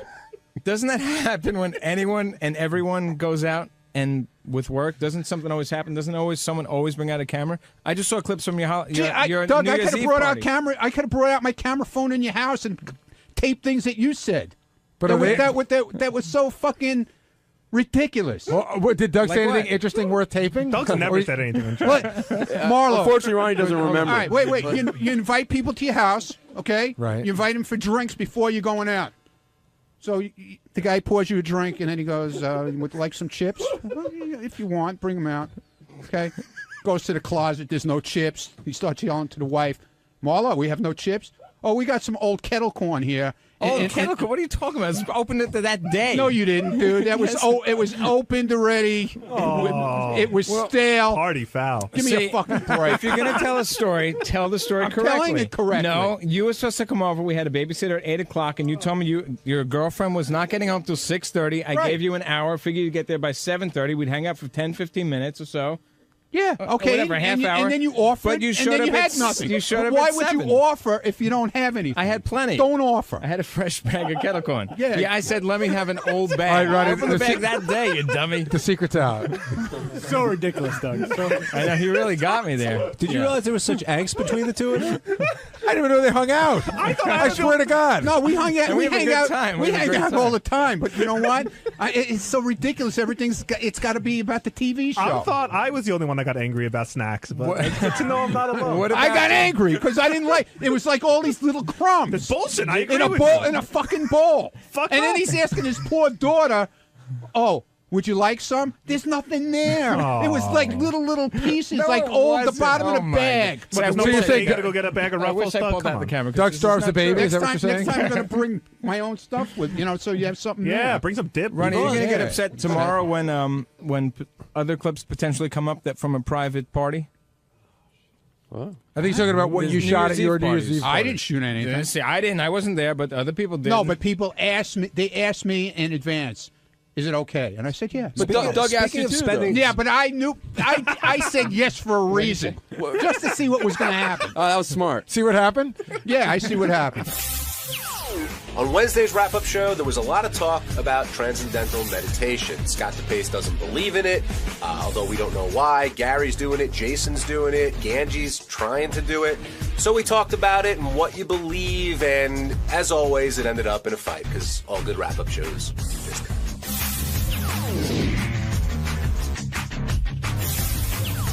We should start off, since we have Ganji here, with the whole TM thing. And I asked DePace to come down. I think he's going to in a little bit. But it seemed that conversation, first of all, page 69 is back. Some people are excited. Some people are terrified. I know Will and Jason are very proud of it. And they Who does stories about them? They have done stories about each other at times. But, yeah, you're right, Ganji. For the most part, it's all of us. I like to do page 70. But today there was a story about Scott DePace not believing in TM. But that quickly went from Scott not believing in something he doesn't do to Ganji and him not having the time to do it. And how we talked about this before, when once your name comes up, Howard just seems to zero in on you. And he said a lot of things about you personally, the way you're brought up, all that stuff. And I know you don't enjoy hearing it, but I mean, let's start from the beginning. Can you make the time for this, or are you just choosing not to? No, I'm trying to. I want to. So I'm trying to make time. What was happening? I've been doing it consistently once a day. So around. Oh, so you've been doing it the whole time? Yeah. Okay. Yeah. I've been doing it once a day. So I do it every day around like 7 o'clock at night. So I do it in my office before I leave work. So I've been trying to do it in the morning. My biggest problem is not getting up early enough to do it where it makes sense. So what was happening is I was getting up early and I was literally just moving from my bed to my couch and then re-falling asleep. So it wasn't like I feel like I wasn't getting anything out of it. I was just falling asleep in a different spot. Okay, so if you're getting up early, why don't you get up early, shower, eat, do all your stuff, and then try it? Well, then I just need to get up a little bit earlier to do that. So, but you were getting up earlier to do it anyway. But I feel like I need to be up and like kind of like a little bit of little active before I. Right. Just so taking a shower is not going to make me not fall asleep on my couch. So before you did TM, what you got up in the morning, right? And then what do you do? Wait, in the morning? Yeah, like you get up, like before I did TM. Right. All right, I get up in the morning, I take the shower, and I'm out the door in literally like 30 minutes. Okay, so do all of that, but get up 20 minutes earlier and then do TM after you get ready to go out the door. No, true. And the other thing was a couple times where I was doing it, again, I was falling asleep, and then I was like late for work. So but don't you set a little time? They make a little app on your iPhone. I do, but I wasn't hearing it for whatever reason. I wasn't hearing it. Really? You're one of those guys. It takes maybe TM was like putting 10 him in alarms. a trance and he couldn't hear it. No, it takes like 10 alarm clocks for me to get up in the morning, and if I fall asleep, sometimes I don't hear it. I don't. Yeah, did you hear they made a movie about you? What's the that? smartest guy in the room. Gary, everything you say, whenever you say something like that, you're the exact opposite. You say the exact same shit. Yesterday, you tried to tell me how Apple TV is the best thing there is, and I'm saying no. I didn't say it was the best Xbox. thing. No, but see, here's we're not going to turn this. It's your way. We're not going to turn this into a big argument. You, quite honestly, I said Xbox. I said Apple TV is really good, and you were more like, I use Xbox. You sort of discounted what I said. You're like yours is the greatest, and my idea was stupid. No, That's for me. because I didn't. I'm not an Apple guy. I didn't know. I didn't know anything about your Xbox, and so we were talking about using TV and how you can watch things around the house. Yeah. And I said, I got to tell you, Apple TV is the greatest thing. And he goes, yeah, I don't know anything about that. I use Xbox. He was sort of downgraded. Yeah, I said I know a lot about that. I've used it at a friend's house, and I think the Xbox is better. That's it. Okay, now that you two have agreed to disagree once again. But Gary just doesn't understand that. He thinks, he finds there's no issue with Will or whoever making fun of me for being mildly into religion, but yet you've got a view now on TM, and I can't make fun of that at all. I didn't say you couldn't make fun of it. Well, I didn't say Howard said it. I think it's interesting. Listen, by the way, you're not the only one. There's other people here who are, I will say, skeptical. You're just a loudmouth about it. But you're not alone. In other words, you're not a loudmouth. I talked to one person, Doug Goodstein, about it, and then he yapped to Jason. Well, he yapped. He was upset about it. I will tell you that Doug told a couple of people because he's a baby. It's sort of like you're trying to try out this thing. I'm confused though. Why is Doug upset? Because Scott put it down. Doug can't do it now. I get it. I get it. When you're in a room with a bunch of people you deal with every day, and then somebody that I guess Doug respects on some level, tells you that what you're doing is stupid and gay and a waste of time and a dumbass nap, you start to, you're trying to find your way to do it in the first place. Now, I know Howard would say, "Oh, are you such a simpleton that Scott DePace's opinion matters to you? Just do your own thing." But it does weigh on you a little bit. Like I know there's people here that aren't doing it that think it's dumb, but they just don't say it to me. Can I watch you do it? Sure. I mean, there's nothing. Did you refer to it as a dumbass nap? Yes, you have. You did to me, too.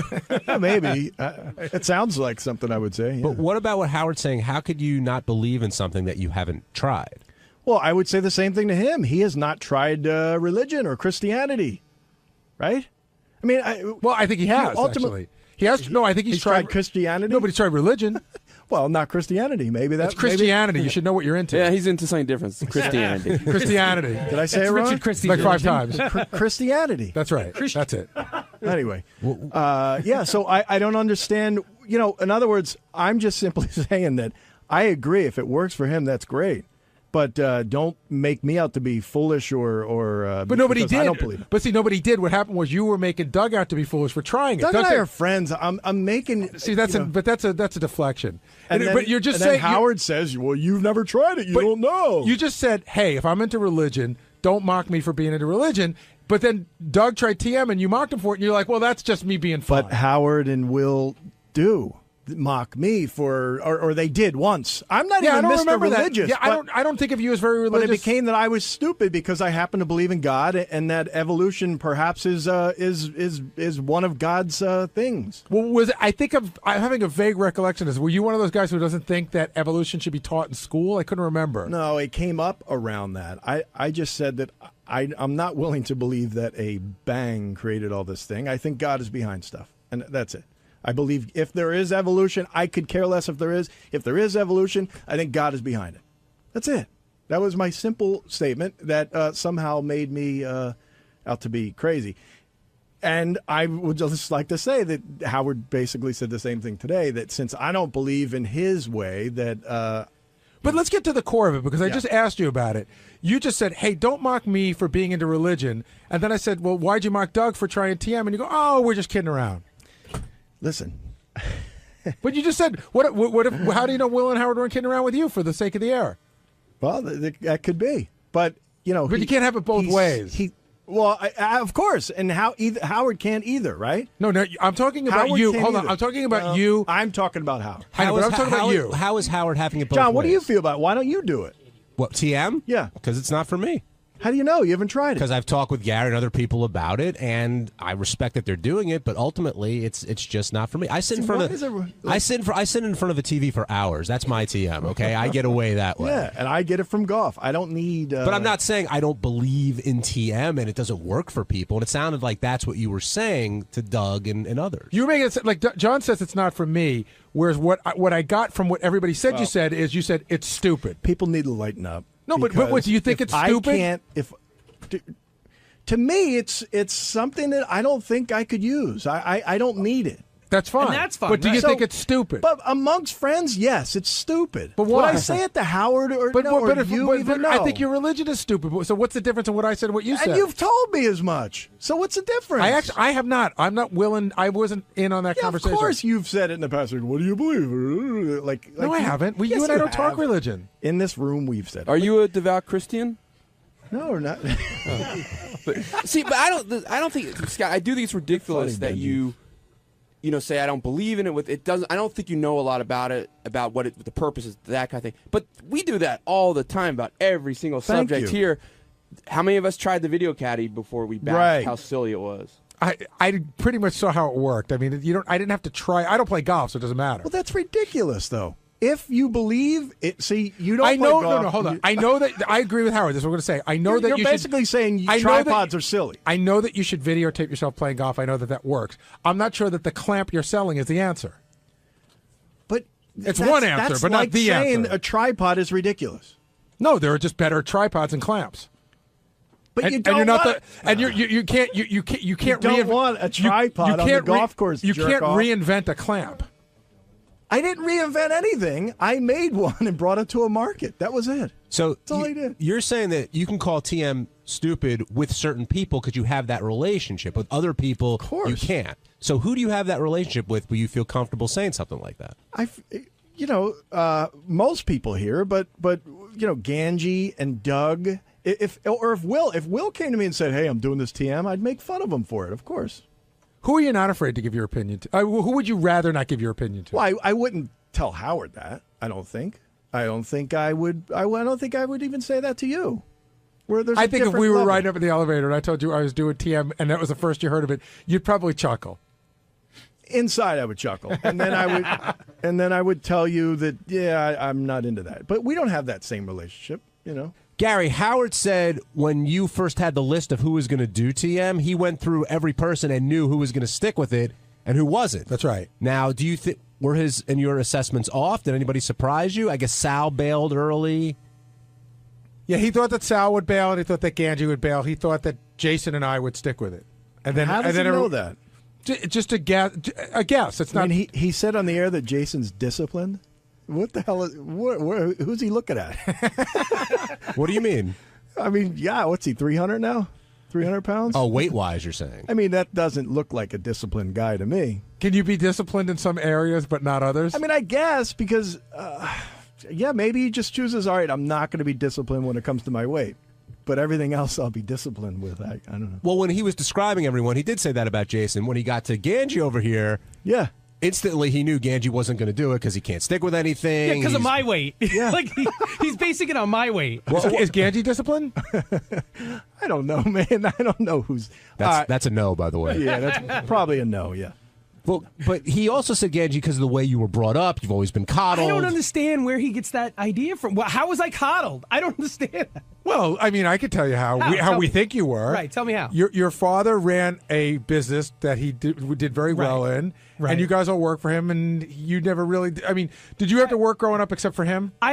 Yeah, I had a paper route. I worked at Roy Rogers. I worked at a department store. Oh, that's right. You worked at A&S. Yeah. I do remember that. So you would describe yourself as just middle class, right? Yeah, we were not rich by far. Howard's under the perception that your father was a builder who was extremely wealthy and that you're a spoiled brat. Total That's his class. perception. Yeah, I grew up in Queens. I grew up in a shitty neighborhood in Queens. And then you grew up in a nicer neighborhood on Long Island. Yeah, when I was 18 years old. By then I was already in college and almost out of the house. Well, so it wasn't like college boy. But that's definitely his perception. For whatever reason, he thinks that you were the spoiled brat of a rich kid. Look, growing up, my mother would buy our shoes from the supermarket, from Pathmark, and that plastic, the bin. You know what I mean? Like I didn't have money growing up. We were broke. Don't you think Howard feels though, if Ganji didn't get a job here at a young age, he never would have gotten a job at all? I think now that we're thinking about, I'm trying to think about things that have been said in the past, and I think the perception is that if Ganji didn't get a job in our field, he could always fall back on his father's business. I think that's the perception. Well, I see. Oh, so I lucked out that my father had his own business. No, I but think he's never just wanted to work there. It's not, I'm not casting aspersions. I'm just saying, in his mind, he's thinking like, well, you never really had to work that hard because you always had a safety net. Yeah, but that's like saying, like, I'm sure Howard's father could have got him a job where he was working. Everybody's dad can try to get their kid a job somewhere. No, but your father owned the business. Yeah, but okay, but it's not like I was trained to work in construction. It wasn't like something I was planning to do as my plan B. I've tried using Ganji for construction. It was horrible. Yeah, I'm not. Really? He knows nothing.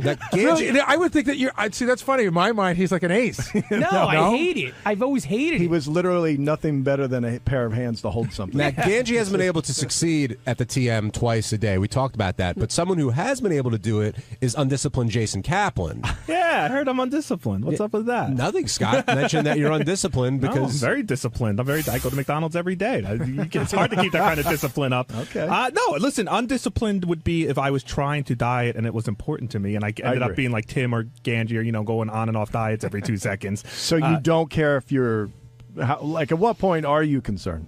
I don't know. I'll let you know when I get there. Hey, can I just jump in?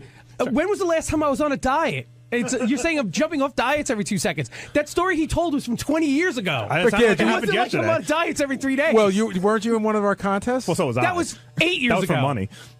So wait a second. So, you want? I only was in the contest to maybe win money. So you're not would like the world porn to dying people. You're dieting. You would like the world to know that you're not trying to lose weight. You don't care. I don't want the world to think that I'm this yo-yo dieter and I'm not doing anything and I can't. I haven't attempted to diet. No. Oh, okay. I take that back. Why did you decide to do the TM?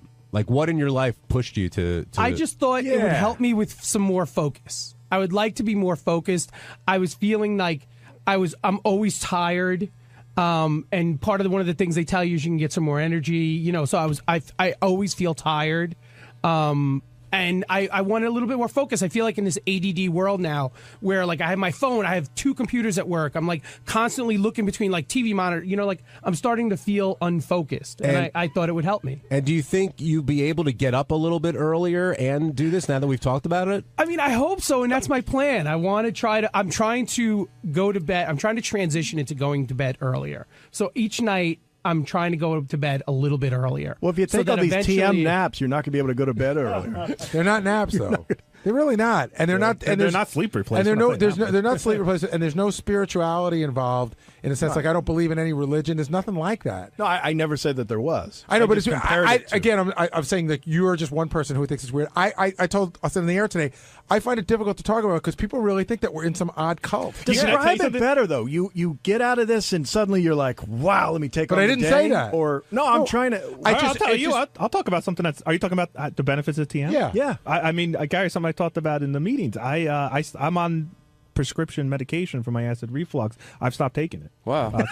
No, but Why that's is that funny? just ridiculous. But why is it ridiculous? How could it have anything to do with your Because it's- physical reflux? But, Now but you it sound does. ridiculous. So you sound ridiculous. It does. So if I told do you think? So do you think the Sarno stuff is bullshit? So hold on. No, do you think the Sarno stuff is bullshit? The Your mind can't help you? Howard describes it, yes. Howard describes it. It'll cure all back pain, and you know, it's the cure for everything, which is I think is just bullshit.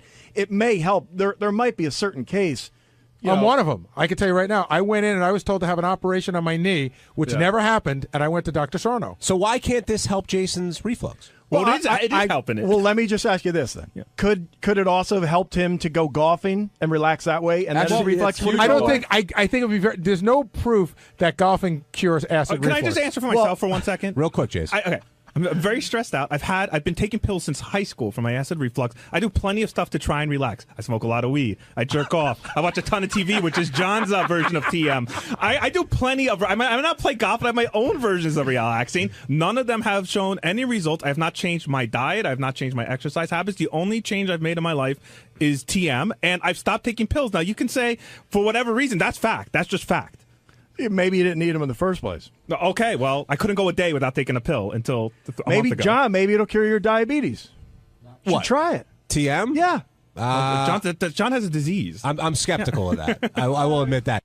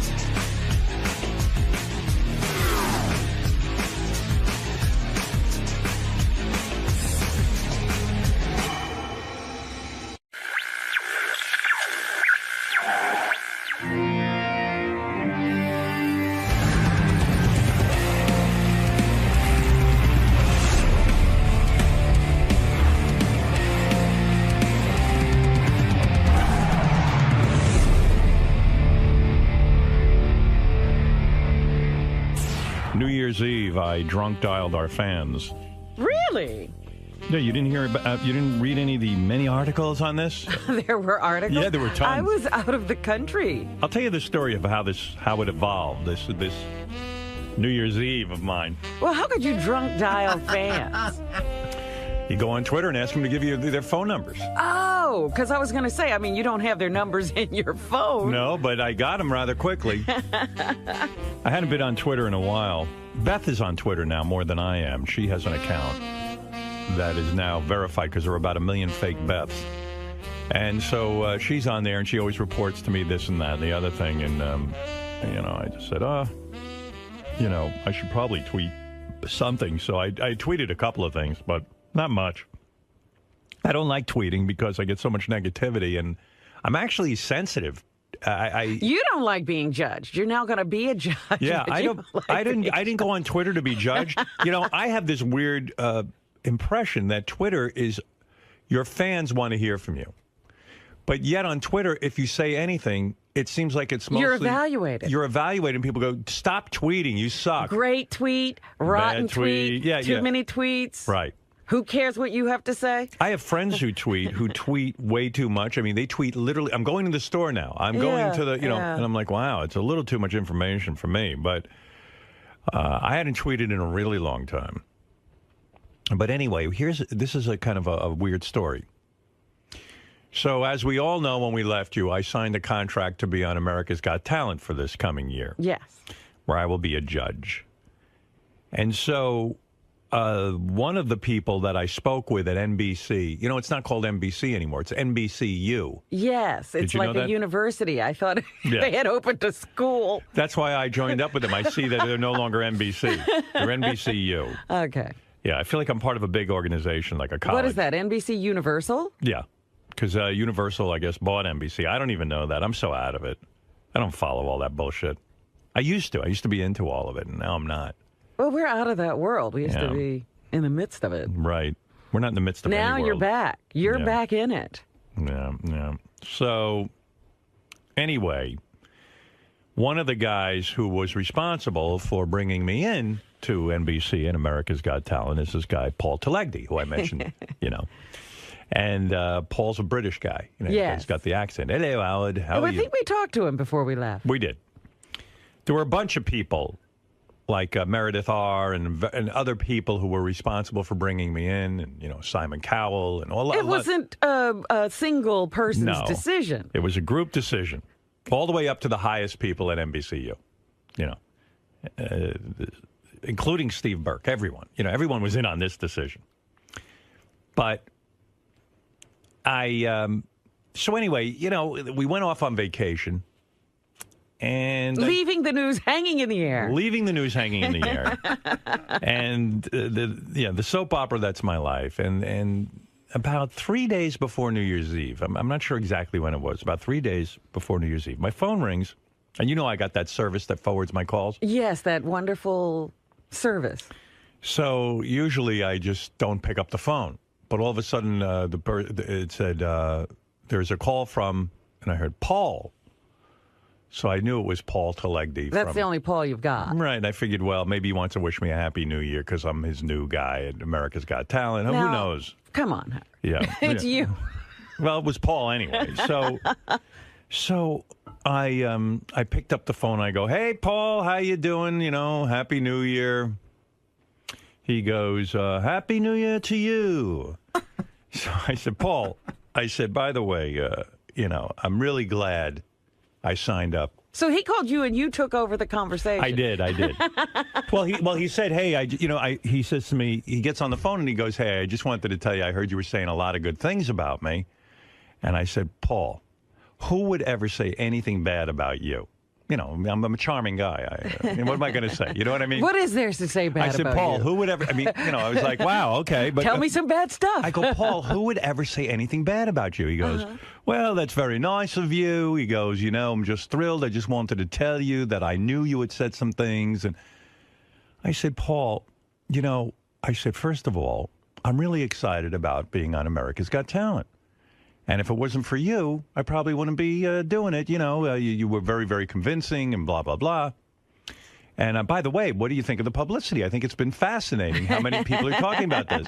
And he says, well, I'm glad you're happy with the publicity. Oh, dear. So I'm thinking to myself, Paul's being really weird. Like, what does he mean? All of a sudden, the wheels start turning in my head.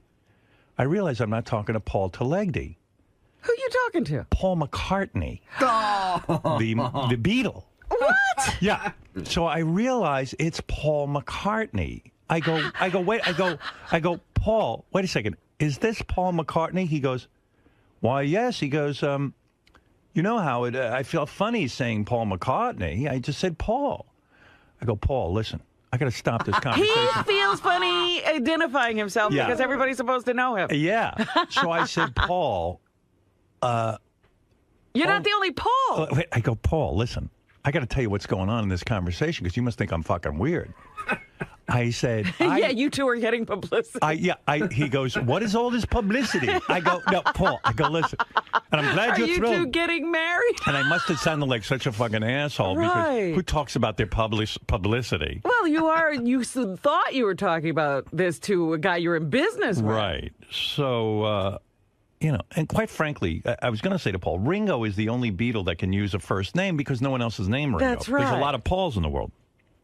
So I said, Paul, I thought you were a guy from America's Got Talent. Oh, really? What's going on there? He didn't know? No, he didn't know anything. Oh, I go, Paul, they tapped me to be a judge on America's Got Talent.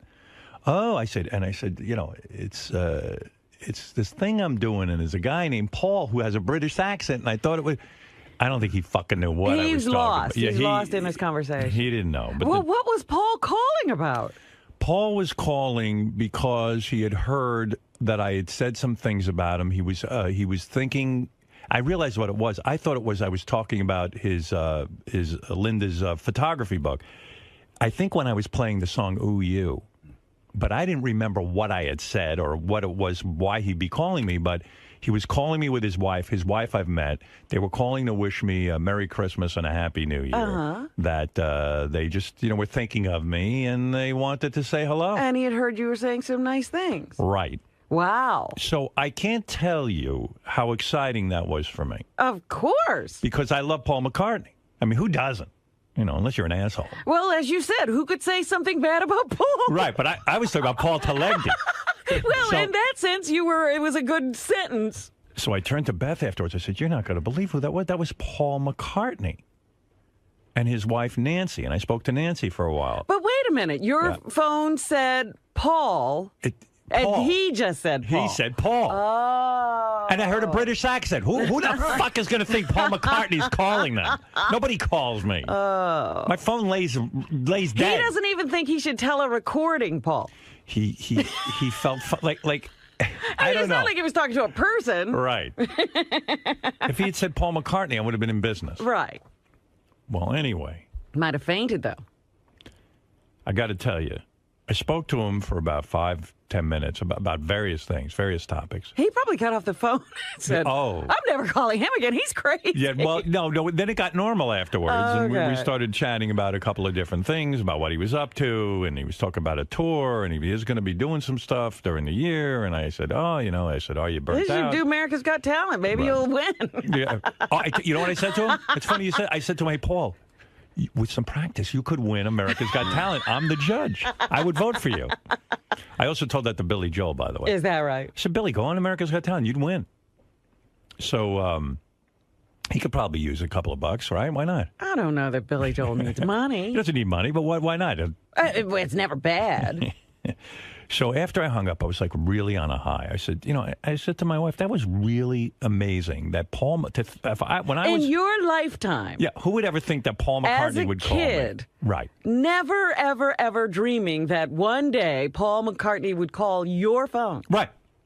So anyway, fast forward New Year's Eve, my wife and I were alone. We decided not to go out. And I was also, I was busy with family and stuff. There was all kinds of things going on. And so we sit down and we have some time to ourselves. And I'm talking to her and I said, that call that I got from Paul McCartney was unbelievable. I said, who could I do that for that I know? That you could just make somebody's day. Make somebody's day.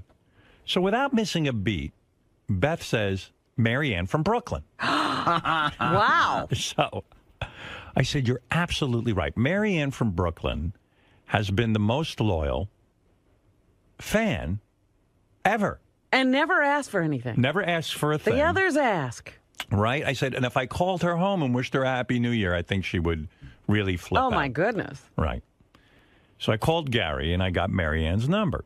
The number Gary gave me must have been old because no Marianne. I got like, I don't know, like a doo-doo-doo. That number has been discontinued. That's odd that we don't have her number. I mean, we talk to her almost every day. Well, yeah, but I called Gary back, and I said, Gary, if you can, get me a good number on Marianne from Brooklyn because I do want to call her.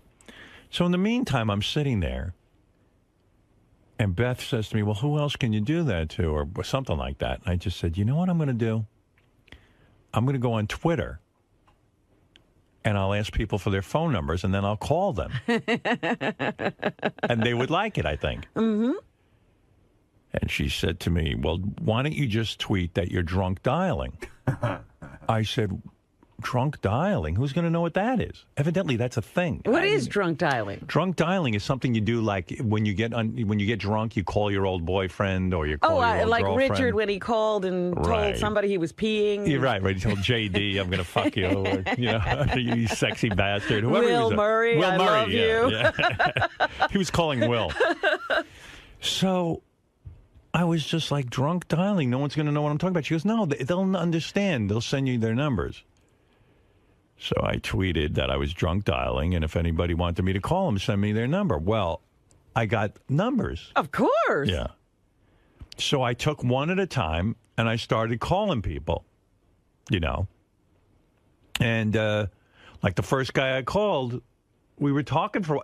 We have the loveliest fans. We truly do. I mean, these weren't the guys who write these hateful things. No, huh? You didn't find them. No, it was like one person after another was so great.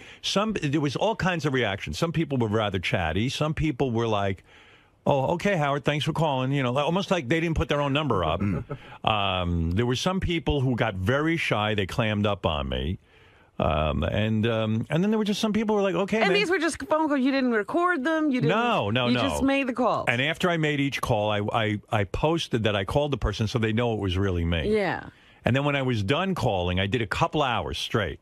Couple of hours? Yeah, I got to about 60 people. Wow. Some people I left a voice message to because, oddly enough, by the time I got to them, they were not even there. So in between, Gary gets back to me with Marianne from Brooklyn's phone number. I call her home, no answer. I call her cell, no answer. I leave a voice message on both. And then a few minutes later, I said, she's going to be killing herself. Right, but she missed this call. Yeah, she was going to freak out. So later on, I called her and I got through to her and spoke to her. But it was really kind of a nice thing to do. It was really great. Sounds like a lovely gesture. And then Jillian Barbary also tweeted her phone number privately, and I called her, and I called Jeff Jarvis, who was on Twitter, saying that this was, again, a revolutionary thing, that no one's ever thought to do something like this. Yeah, so just like when you watched private parts with the fans. Right. So this was like, and like Beth goes, why has no one ever thought of this? I go, because they're not original. Or they're just lazy. They're lazy. They're not thinking. Right. I said, now everyone will be doing it. Well, I drunk dialed for an hour, then I ate some dinner, and then I drunk dialed for like 2 more hours. You had so much fun, you went back? Yeah, and we just sat on the couch. The cats were in our laps, and we were dialing people and calling them and saying hello. And you know, it felt good actually. Good. And our fans were great, truly great. Well, you know what? I think even those people who say rotten things would be great in person. They wouldn't be that mean. Yeah. Marianne from Brooklyn. Oh, my God, Howard. What can I say? I don't know how to thank you. She was coming in her pants. Oh, wait, Howard. Where were you, Marianne? I went to pick up Chinese food because my daughter's friends were getting ready for New Year's Eve, and my husband said it's going to be too crowded. I missed both calls, Robin. I was so bummed. You have no idea. Oh.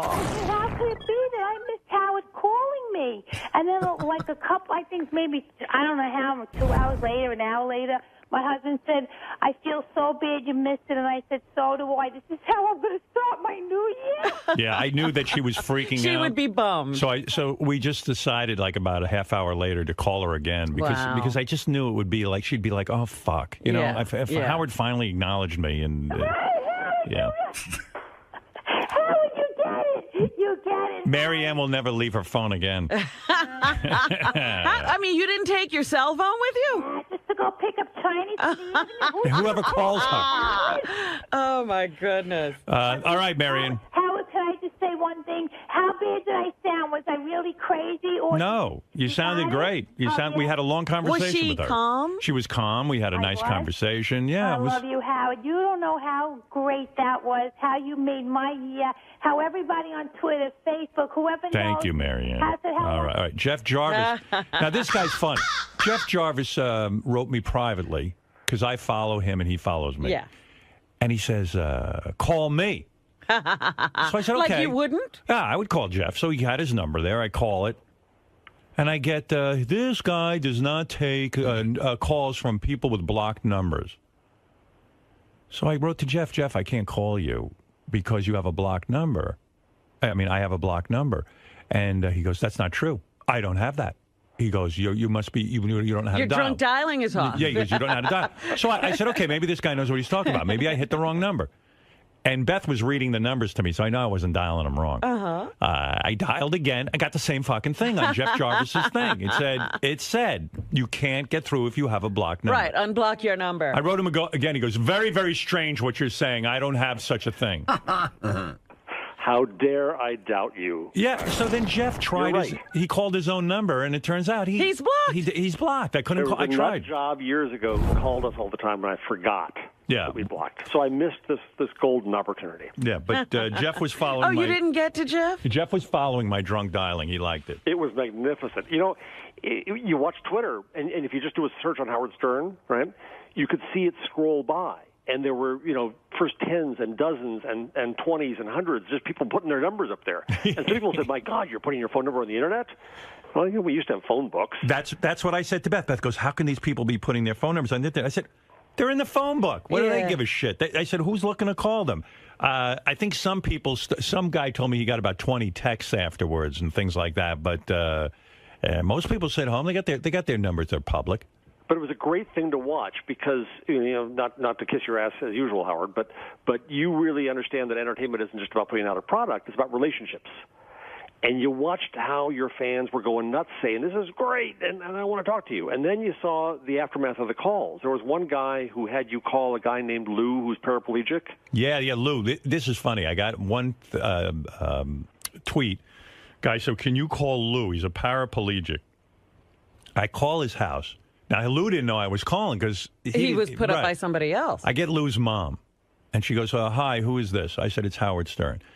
She says to me, look, what's going on here? My son's a paraplegic. Don't fool around. She thought someone was fooling. I said, ma'am, I'm telling you, I got a tweet from so-and-so. I'm drunk dialing. I understand Lou is a big fan, and I'm calling him to wish him a happy... Did his mom understand drunk dialing? She evidently did. So I'd never heard this term before, ever. So I go, ma'am, I assure you, I am Howard Stern, and I'm calling your son to wish him a Happy New Year. She goes, okay. And you could just tell, she was so nervous that I was some asshole that was going to really fuck with her son. So we got on, and I'm talking to Lou. He was a great guy. We talked for a couple of minutes, and it was fun. It was a real good time. He was a sweetheart. So did you regret calling anybody, or not at all? Fans was fine. It was great. In fact, even when I got a voicemail, I left a message saying that I called, and I would have called more people, but it was so tedious typing on my fucking iPad each time afterwards. The whole process took me to do the tweet afterwards. All of a sudden, I'm like, I need an organization to do this. Now, some people on Twitter were saying that they weren't taking your phone calls then, so they would get a voicemail and they could treasure it forever. Yeah, well, I don't believe that. After a while, I stopped leaving voicemails because it was taking too long. I just if the phone rang 20 times, I was done. So what did you say when you left the voicemail? I just said, hey, it's Howard, and Beth said, hey, it's Beth, and I just said, look, we were calling you because you wrote and wanted to wish you a Happy New Year. Stuff like that. So unfortunately, the attention on Twitter this weekend was that Rupert Murdoch joined Twitter. Yeah, I saw you writing that. Who cares? Who cares? And I yelled at somebody at Twitter and said, this is much bigger news what Howard's doing. Who wants to talk to Rupert Murdoch? Amen. Well, it was news across the country. I've got about 1 million television reports here. All right, Jeff, good Thank talking you, to you. Cheers. Jeff Jarvis, the author of Public Parts. Public Parts. Yes. Thank you. Yeah, I tried calling him, but... He had his phone blocked. Jason, you're on the air. Hello? Hey, Jason. Hey, Howard. I'm a Gale speaker. You made our year on the first night. That was awesome. You got a call? I got a call. On my screen, excuse me, I got a bit of Gary there. On my screen, I was the third one to tweet my number, and it was painful to see Howard post, I called this person, this person, this person, and just keep going by me. And then finally we got the call. It was great. Yeah, I try to go in order because I figure a couple of people were really bold putting their numbers up there at first, Well, my screen might not have matched your screen, so I might not have been the third. He wasn't skipping you. Yeah, no, I didn't skip anybody, but after a while I had to because there were so many calls coming in. And then when I broke for dinner, that I realized that people had tweeted almost an hour and a half ago, so I had to move up a little bit because they weren't there anymore. I was actually in the middle of tweeting a suicide note when you called. Yeah, sure. Well, anyway, Jason, it was good to talk to you. It was great. It was great. Thanks a lot. Later. Have a good New Year. You too. Happy New Year.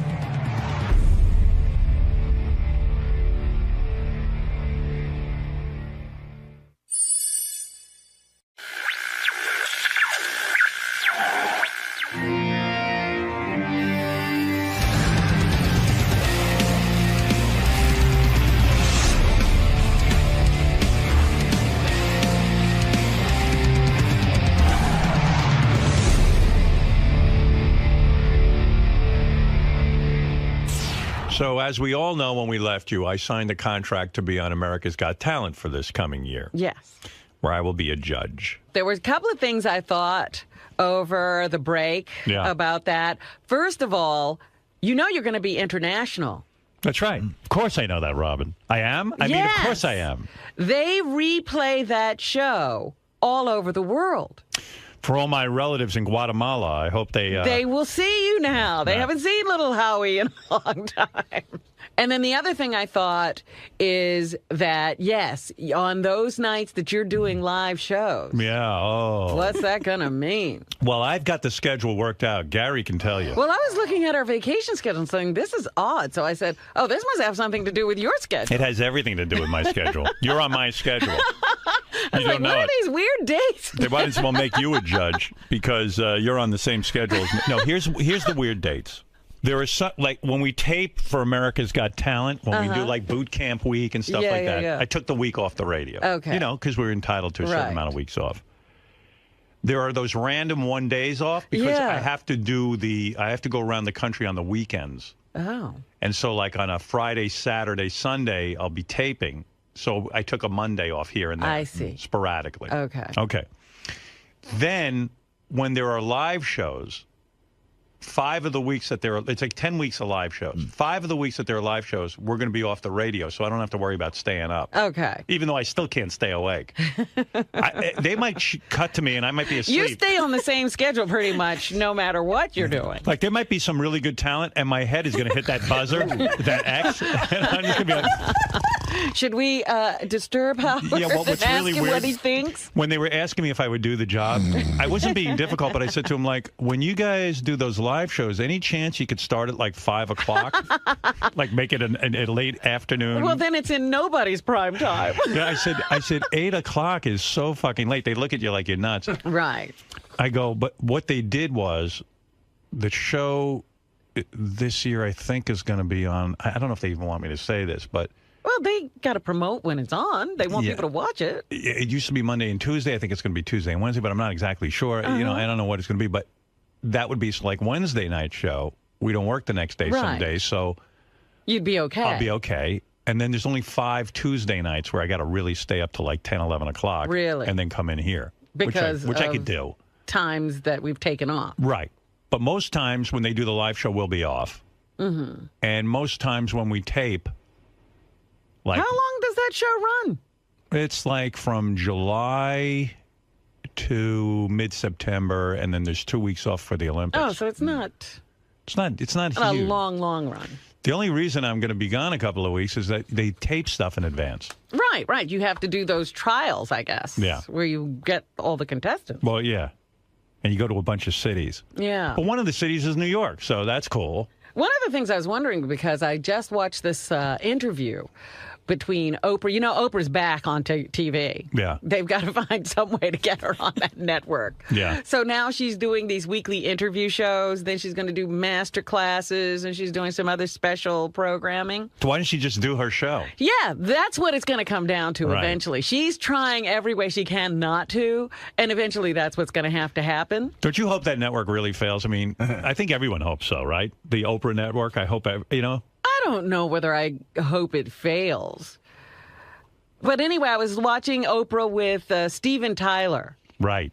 And everyone is just giving him credit for reviving American Idol.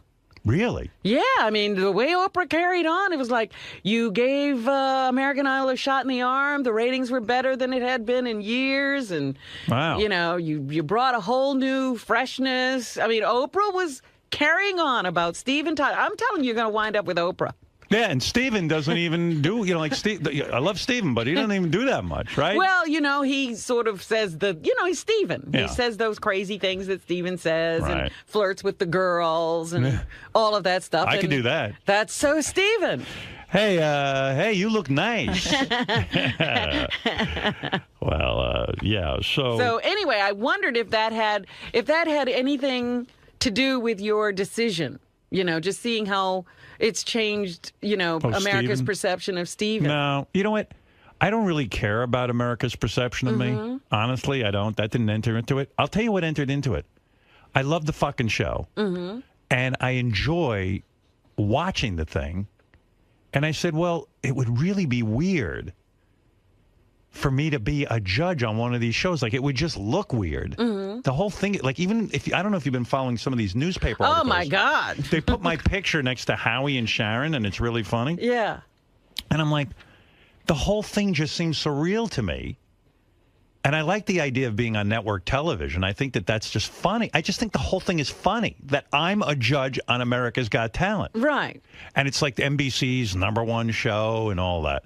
But, I mean, the same kind of thing sort of happened when, you know, they were talking about J-Lo and Steven taking over the American Idol thing. It was like, can Steven Tyler really judge anything? Right. You know, what is Steven Tyler really going to say? Well, is it a think about good it. idea for Steven Tyler to even be doing it? Well, apparently, no matter what you do as a judge, it doesn't seem to affect anything because, you know, when you think about it, Steven just says positive stuff. Right. And he even talked about how it kills him when people don't know they can't sing. Right. And, you know, like it becomes apparent that they can't sing. And when they look at him and say, what do you mean? My uncle says I can sing. He said it breaks his heart. Yeah, well. He can't even deal with it. Yeah, well, I mean, I think I understand what he's saying. I mean, I haven't done it yet. But, and I will tell people they can't sing or they can't juggle or whatever the fuck they do. I'm not going to sit there and stroke somebody who sucks. Yeah, yeah. I'm going to say, look, man, you don't have it. You don't have it. There's no shame. Most of us don't have it. I'm not sure what I have. You know what I mean? Well, is Sharon doing the show? Yeah, Sharon's doing the show. Well, when I last read, she hadn't said anything. Well, you know, I'm assuming she's doing the show. I know Howie's doing the show. Howie was a definite. He's selling his house. He's selling his house and moving to New York. He's doing the show. Is he out of his mind? The show's only on for a couple of weeks. But yeah, It's not a year-round show. I got a feeling he was doing that anyway. I think so. Yeah. But, well, one of the things they announced, this was interesting. A newspaper article came out while we were on vacation that said Simon Cowell, who is the executive producer or one of the producers, they're going to add a 4th judge. Is that right? For glamour. They want some glamour on the show. Get Nicole Scherzinger. Just Well, put her on every show. I tell you, she's great to look at. Yeah, because she's glamorous. Right. She's an idiot, but she's great to look at. Oh, there's so many things going on about this America's Got Talent. I would need 10 hours to tell you what's going on. 4 judges? Well, wait a second. So my first reaction was like, well, how could they not tell me that they're adding a 4th judge? I started to get all worked up about it. And then I said, asshole. That's what I call myself. I said, get a grip on yourself. I said, this is exactly why you joined America's Got Talent. Because you don't have to run it. I don't run it. It's not my show. I'm one of the judges. They want to add a 4th judge. It's great that they didn't call me. I don't want any responsibility other than judging. If they want to make a panel of 600 judges on that show, let them do it. I want to just be a judge and do my thing. Yes. I'll walk in like a gentleman, give them my opinion, and go home. So I said, this is what's great about this show. Yeah, you don't know what's going on now. They're planning the show. You have no idea. How many years have I said to you, after a full career of planning everything I do down to my burps, all of a sudden, I'm in a position where I can go on a show and not have to worry about the show. Well, that's what you would always say. You wanted a game show where all you have to do is host. Like deal or no deal. You know, like, I'll just read the questions, they'll answer, and I'm done. Even reading the questions might be too much. Have someone else read the questions. Yeah, just have me stand there and go, deal or no deal. And so, to me, I said, this is the beauty of the thing. Don't get worked up. You know, right away. Yeah, what are you doing getting all concerned? Oh, Robin, I'm a new man. I went, and you know what? And then I started to think about it. I said, you know, it'd be nice to have some glamour on the show. A nice hot chick sitting there. Why not? Bring in more people to the party. I mean, look, a lot of these shows who have 4 judges, it's too much. It's too long. You have to sit through a laundry list of Well, that's opinions. my only consideration. Yeah. I mean, again, and I saw a lot of people's reaction was the same as mine. Now I got to watch this show. Right. And now you're going to make me sit through 3 other judges? I Well- only want to hear Howard. You know what, though? I love Howie Mandel, and I'll Right. listen to him. Right. But I don't care what everybody else is saying. Well, I just released. You understand? I said, this is beautiful. I don't have to worry about a friggin' thing. Somebody else is doing everything. That's right. No, I plan on going and giving my opinion and leaving. And that's how they describe the gig to me. Like, you don't have to do anything else. You just go in and you give your opinion and then you leave. Right. They said you do have to sit around a lot while they set up each act, but not on the live show. No, because they get it. What do they have? A couple of different stages or something? See, you think I'm an expert on this. I assume they do. Because they got to keep those shows going. Yeah, I can't wait to see what goes on. Because, like, sometimes when they have somebody come out and sing, you notice they move the judges out? No, I didn't know that. I sometimes see that. I wonder where I go. I don't watch the show. How could I see that? I see everything. I want to know where I'm going to be moved to. Get out of here. Get out. Move away. I think some artists don't want to appear to look like they're being judged. You know what I mean? These aren't artists. These are contestants. No, I'm talking about when they have, like, real singers on it. Oh, that's when they Yeah. move the judges out. Yeah, Oh, they yeah. probably need more stage. Yeah. I wonder Because where they I go. have dancers. I just want to know where I go. Stand over there, Howard. I'm like, what do I have? Like, do I have a trailer or? Oh, I'm sure you do. Yeah, that's cool. Do Well, I get I don't know, though. when they do the? I remember, like I'm thinking of the American Idol situation, and you'd always see, and even in the America's Got Talent, I'll watch some of the beginning shows, and you'll see Howie running around pranking. Yeah. And it looks like they're in a studio and they have dressing rooms. I got to tell Howie not to fucking prank me because I'll kill him. I'll just smash his head into a wall. Like, you don't want to fuck with me because I'm nuts. There was a murder on the set of America's Got Talent. He's going to prank me. And you know what my prank back is? I hit him over the head with a hammer, knock him out. I'm not real good with pranks. I'm one of those guys who can dish it out, but I can't take it. I admit that. That's funny. Right, yeah. Oops, I accidentally killed Howie. I know there have been a couple of times we've pranked you if you wanted to kill us. Yeah. I'm telling you, it's not a good idea. Right. You think Howie Mandel is better looking than me? I guess he is, huh? No. Yeah, he is. No, he's not. I'm the hot guy on the show. But you both have look, Yeah. look. Howie went to the bald thing, I went to the hair over my face thing. Yeah, I think he's hotter than I am. He's in better shape than I am. And he's younger than I am, I think. Although maybe he's older. A couple of years. Maybe you're the same age. Could he be older than me? I don't know. I thought you were the same age for No. some reason or other. Maybe we're about the same age. But, yeah, I'm trying to figure out who the hot guy on the show is.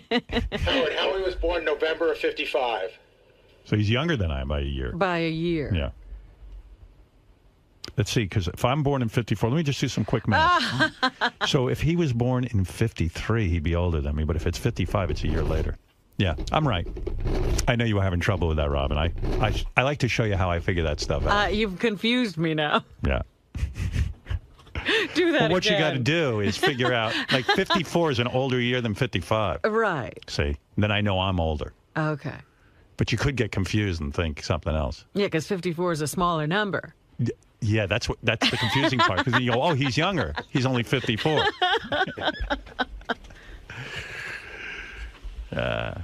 So you think I'm better looking than Howie Mandel? Yeah. Oh, wow. But on camera, I look bad. What? You know what I mean? At certain angles. There was a picture that I saw somebody put on the internet. They were really using the picture for editorial comment. Uh-oh. And the headline was, NBC hires pervert. And it was, my goodness, the worst picture. You had a beard, like you hadn't shaved in a Right. couple of days and your head was down. And Like those guys who live near, like, elementary school. yeah.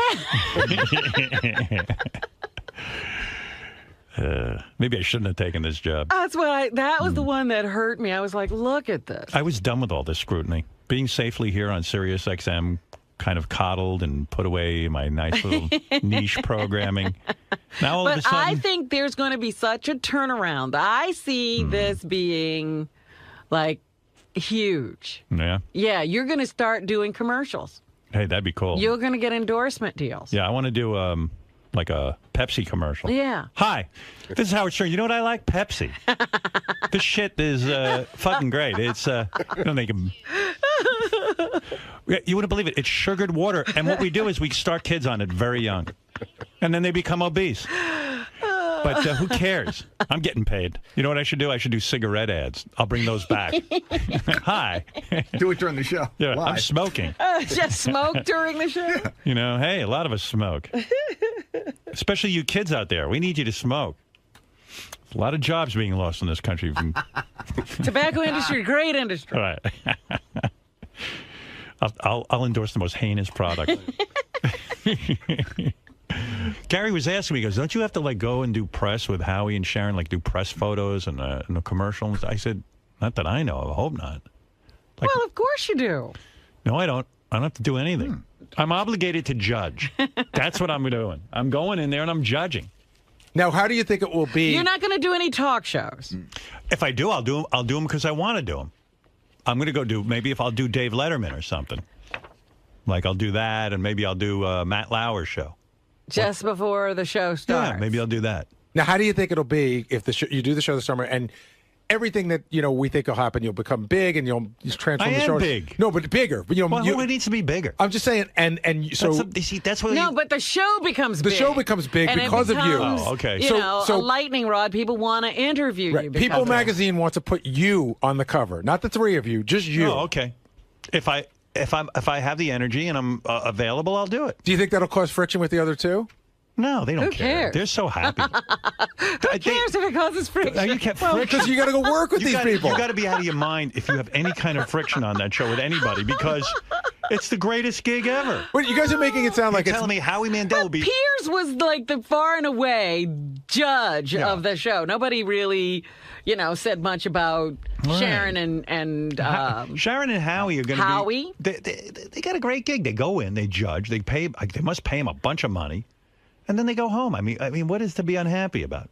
What do they care if I get noticed? Listen, I had That's a career. all good for them. I had a career before Howie and Sharon. But it's all good. It's really good. You're talking very logically. People don't always think logically. I don't think Let me tell you Sharon's going to have a problem. I have no problem talking sense to people. If anybody has a problem, they can come see me. I mean, Sharon sat next to Simon Cowell. She Right. knows what she's doing. Right. Sharon knows how the game's played. What if Sharon comes back to my trailer and says, look, I'm going to be honest with you.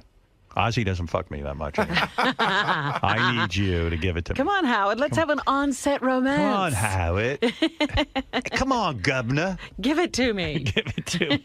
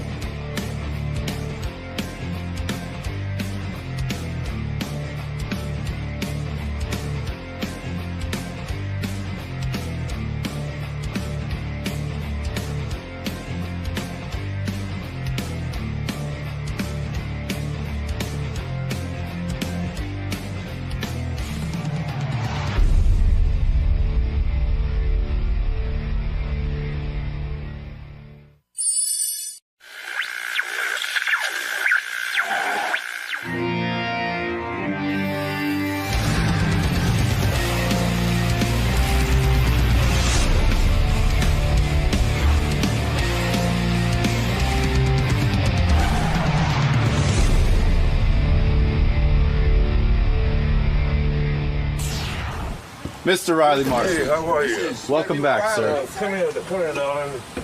Oh, is this Mrs. Riley Martin? This is the Mrs. Welcome. Nice to see you both. Yeah. Thank you. So, Riley. The Coming of Tan. The Coming of Tan. Coming to Kindle. Yes, of course. You can go to Kindle, Amazon Kindle, and get the book now. It's cheap. And then you can put it on your computer, your iPod, your iPad, your I do and I don't, or whatever. You know. Hey, sweetheart, how are you?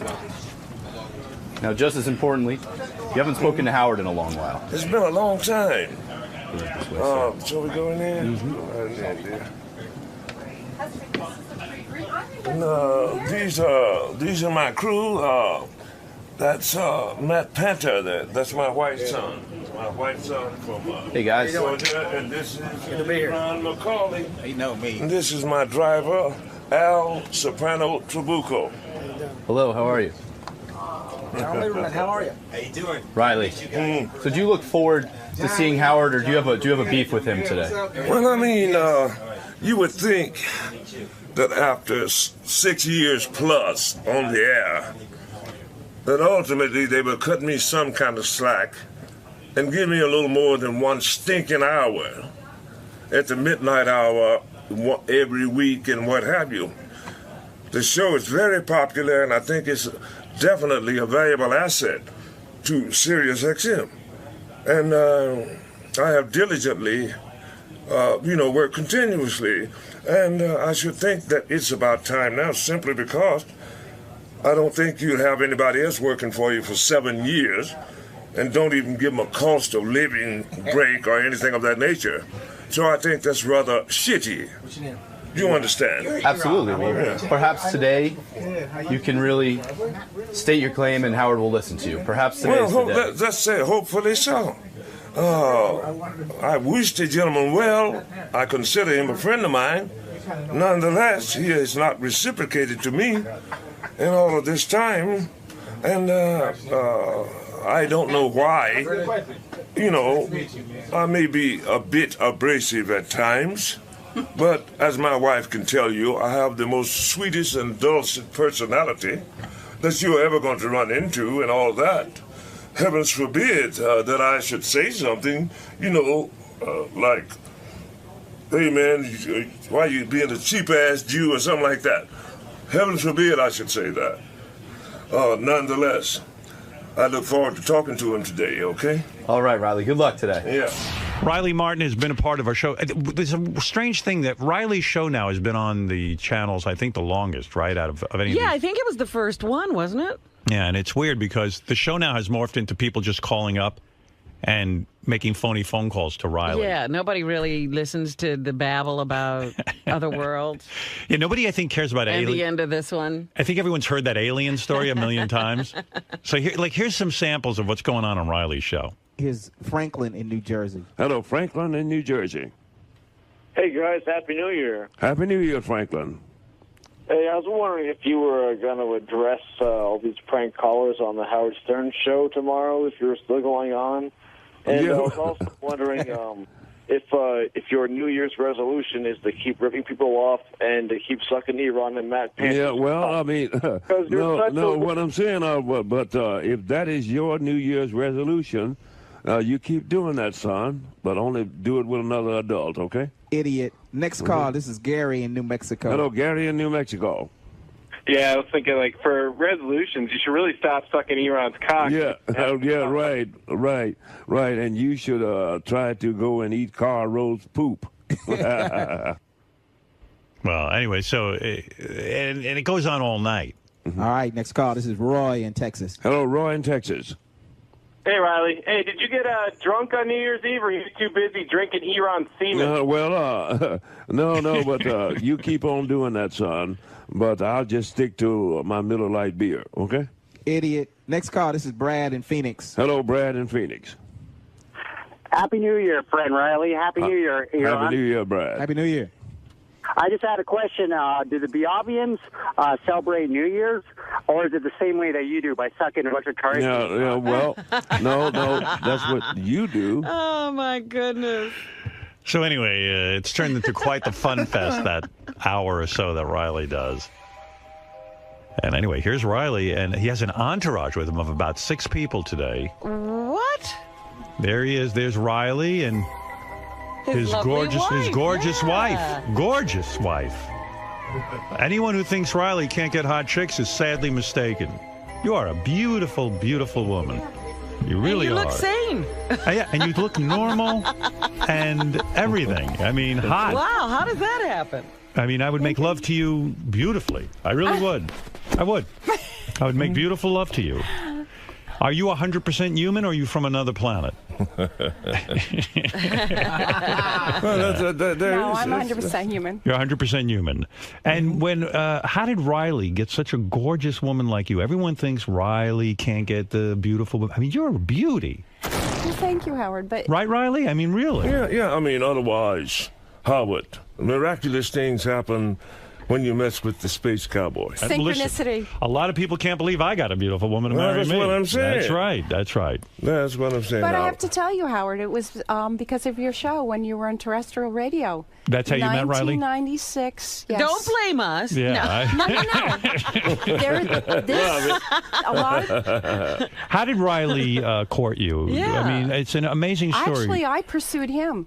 Were you a believer in what he had to say about him being taken away by space aliens? A lot of people don't believe, you know. You believe. You believe. Oh, I did. I always did as a child. Do you still believe? Oh, yes, of course. You do. Because you couldn't be married to Riley and not buy believe, the story, right? I guess. No, I always Right. believed as a child. Even He doesn't come home at night after all this and go, you know that stuff's a bunch of. He's never Well, I mean, Robin, if you're keeping up with current events, you know, Science Channel and all this type of stuff, I wrote this book better than 25 years ago. The Coming of Tan. Yeah, The Coming of Tan. And they are now revealing a great deal of the things that I've already written in there, even the concepts and things of this nature, and the history of mankind colluding with extraterrestrials back down through history, all the way back to ancient Sumeria. Now, they are bringing this out now, but they didn't do this when I wrote the book. Right. Now, Joy, yes. You're obviously a beautiful woman. You could get a lot of men. I don't think men were a problem for you. Am I correct?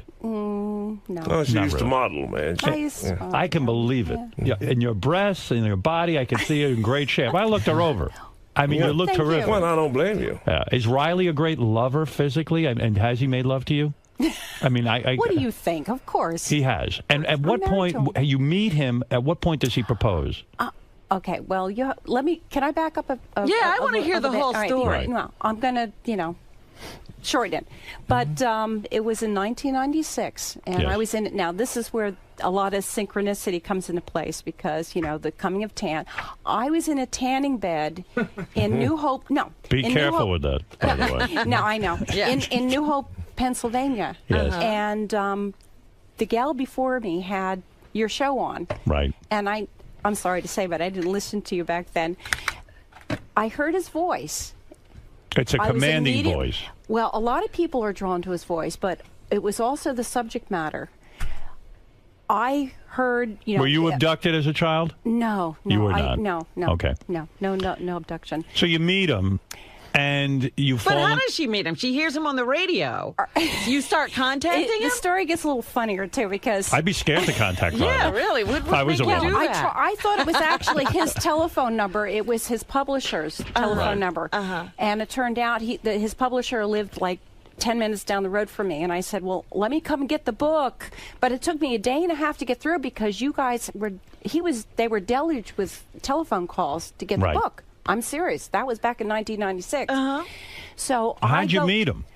Well, it was very difficult because he's a hard guy to get a hold of. It's hard to get to Riley? Yeah. Oh, yeah. I pursued him because he even wrote in his book, I can remember, page 313 of the first edition. Well, you really are in love. 300. Wow. Maybe you are a little wild. It's said. Right. At no point do I give my whereabouts, but those who are meant to meet me will do so at a given time. Right. And I kind of connected with him through his publisher. And so, please do not try to ply me with copious amounts of sex, Robin. I'm telling you, I'm not that kind of guy. You definitely go up a notch when you're seen with this woman. I mean, there's no question about it. I hunted him down. Maybe I hunted him down. Yeah, with what you are paying me. Now, Riley. It was not for my money, Howard. Right, she went for you. Yeah. Right. It was a meeting of the minds. You cheap bastard. Right. So wait Riley, a minute, you how meet often, Riley. All right, how often do you... There's more to this story. I'm going to get to the story in a minute. How often do you make love to her? Honestly. Be serious. Well, one of the young men was saying, Riley, you keep going up there 4 or 5 times a week. Said that could lead to a heart attack. And I said, well, if she dies, she dies. Is it true? And I want truth today. Mm-hmm. You make love to her 4 to 5 times a week? Or more. Or more. Yeah. And when you say you go up there, from what I understand, the two of you don't live together? That's right, we don't. 2 different units. And that's because of what is 2 that? different reasons. Okay. Okay. All right. Because that's why I think Actually, 3. Yeah. The first place that we cohabitated with, had really bad energy, but. Yeah, Riley No, was we're there. talking about like some strange things. That's what I was thinking. No, a lot of strange things happen in that place. Really? But Riley smokes cigarettes. I don't. Right. I have birds. I don't know if you know, but I do rescue birds. Oh, I didn't know that. That's something I Oh, do, yeah, I heard and something I've about this. expanded. The I've birds attack Riley? Birds don't like Riley. Well, Tell them about the ghosties. Yeah, we had ghosts in the last So place. why does Riley have to move out, though? He's your husband. Why would he not live with you? Are the ghosts following him? Right. My birds and we need our own space, you know? Riley, as a There's nothing wrong with that. It's very difficult to do my exacting work with a dozen birds. talking cash shit. They scream a lot. Yeah, you understand. Yeah. I do understand. that's she is self-sufficient. I have 12, I had She's a 12 teacher. birds at one You know, point. she Oh, you does are it. a teacher. I'm a teacher, School yes. teacher. Yeah. Oh, yeah. that's fantastic. Yeah. And a pilot. And a pilot. Yeah, I used to fly hot air balloons. Yeah, commercial pilot. Yeah, hot air balloon. Did you sign a prenuptial agreement with Riley? I mean, you're going to get wiped out. You know that. You two are really married. There's the legal. You know what? I was almost thinking about bringing proof, but you know what? Yeah, maybe next time bring proof. Everybody. Nobody believes you. I mean, you married him, I'm and a stand-in wife now. No, we're really married. and he's Howard. good to you. I mean, Yes. yeah. Yeah. Right. Now, Riley, remember some callers were calling up and they said you were gay because you live with Iran and you live with... I never heard that. Right. That's what I heard on the tapes. Everyone was accusing you of being gay because Well, I you mean, live with simply because they are dunces who think that they should do these things, and probably they are Republicans too. It's an insult, though, to yeah, you. Right. I mean, I know it's an insult. You're a and what man's have you, man. but I don't screen the calls, Howard. Right. You just take them as they come. Yes. Right. It's immaterial to me and what have you. I heard one caller say that you swallow Iran semen and all that. And Iran got offended. Iran got offended. You got offended. Now your wife is offended. Am I correct? Oh my gosh! See, I won't even go there. I mean, I don't listen to that stuff. Riley makes love to you. He's able to get an erection. Does he take any kind of Viagra or anything like this? None of that, kid. None of that, kid. And you know, a lot of it is more of a meeting of the minds. But Joy, the first time you made love to him, were you shocked by the size of his penis? Howard, I'm not even going to answer that question. Oh, no, you have to. You have no, to. I don't Riley, have to. Riley wants you to. I can say with Are you big? Some type of an authority that she must have been a bit shocked. Right. Are you thick and big, Riley? I picture you. Howard. Well, Howard, I would. With the deep voice, I imagine big balls. Think of what you got in Dublin. That's sad. That ain't a lot. Yeah, right. Is he a great lover, Riley? Honestly, and is he the biggest man you ever had sexually? That that really doesn't necessarily apply, Howard. You don't have to be big in order to be a great lover. Right. However, love is more than a simple marathon. Love. A man's Joy. Stop it. It sometimes it comes down to physical equipment. A man's bravado should not be measured by is he a great his strength, but by his tenderness. Yes. He is. Yes. Would you say he's bigger than 9 inches?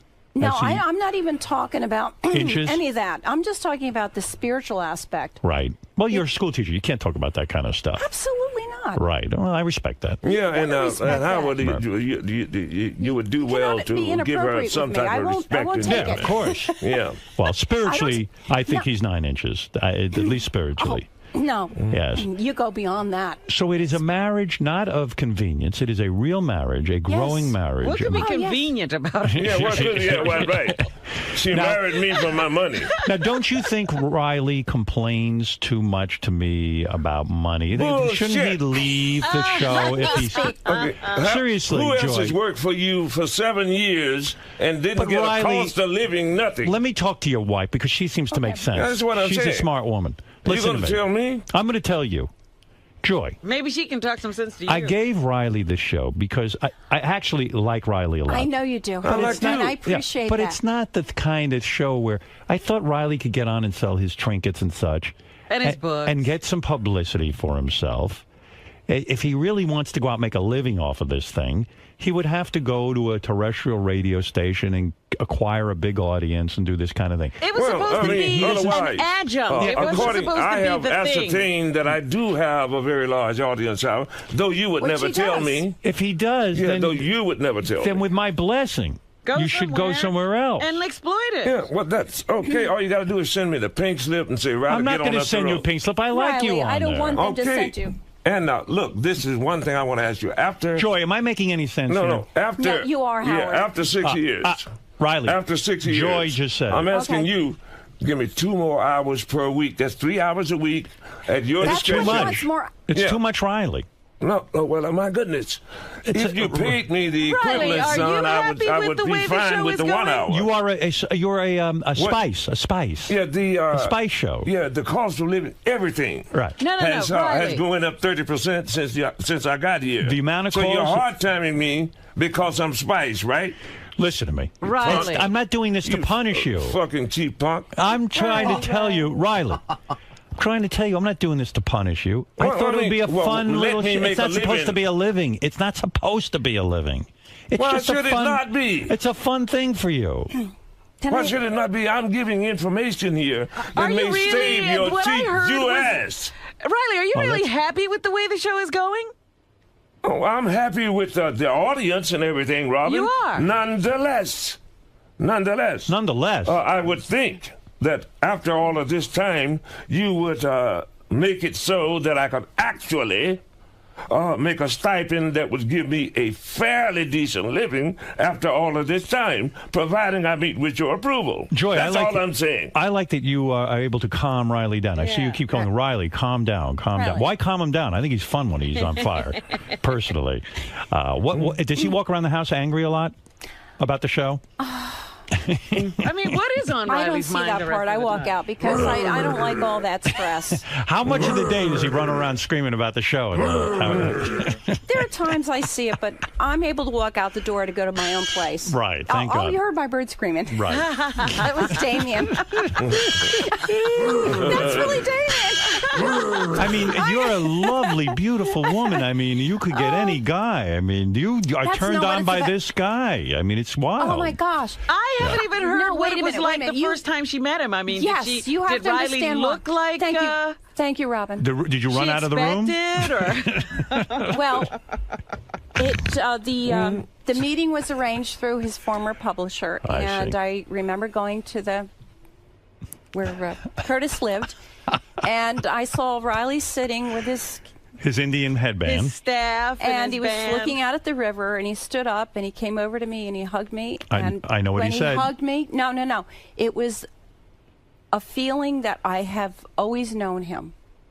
And it was When the Riley most hugged you- powerful feeling I've ever felt in my life. It's Really? like I felt like I've always known him. Riley, come here and hug me. Maybe Yeah, that'll let's help. see how if you That get that was- feeling. that If was I it. hug you, I got to lift your wallet, you cheap bastard. So Yes, no, yeah, right. no. So it's. You're saying you hugged Riley and you felt No, like he hugged me, Right. Well, that's what I and figured. I just felt like I've always known him, or I felt like I've known him. When a feeling is that powerful, I imagine it doesn't take long for him to seduce you, which I'm jealous. I mean, I can imagine making love to you is beautiful. Yeah, I mean, you guess you I'm never serious. left him once you No, I Right. didn't. got that no. hug. Oh, he wasn't letting go of her. Let me tell you. She's got a job. Otherwise, was it. she's made her bones. She's Yeah, been up and down the road. I've been up and down the road with him. What does that mean? What I are the mean bad is, times? What is the worst we with have, Riley? okay, we have slept in Sleeping bags. four-star hotel. Then we have slept in sleeping bags. Ate pork and beans from the can. Caught fish from the river. And on top of that, if some guy tried to jump me, they'd have to kick her ass too. Right. Yeah. And things like that. So she has measured out. Yeah. You understand? No. And therefore, I've grown to deeply love her. She's sweeter as the day go by, kid. Do you have to give part of your paycheck to Riley? Because, I mean, he doesn't make a great living. We know that. He complains You know about what? it all the time. We haven't worked out Yeah. where it works.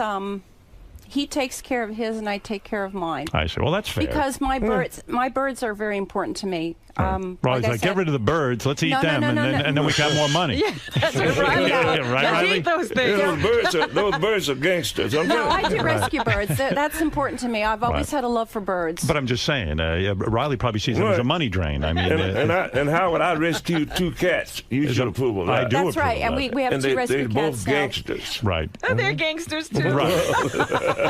So what it is true love, because as Riley points out, you're not after his money. He knows you really, truly love him. Absolutely. It's Look, kid, that is worth more than all the treasure and the gold on the face of the Why are you earth. screaming? Why no children? Why no children? Oh my gosh, I'm Why? past that age. You are? I'm almost 59. Yeah, but you married him. You were a young woman, weren't you? Yeah, but it just. You didn't want. Well, we haven't been married that long. Yeah, you didn't want kids with him. Did you have kids, No. Riley? But Yeah, he had his own children. no, I and it have just children. wasn't- Yes, I have children. They're my children Howard, too. for some reason, go ahead.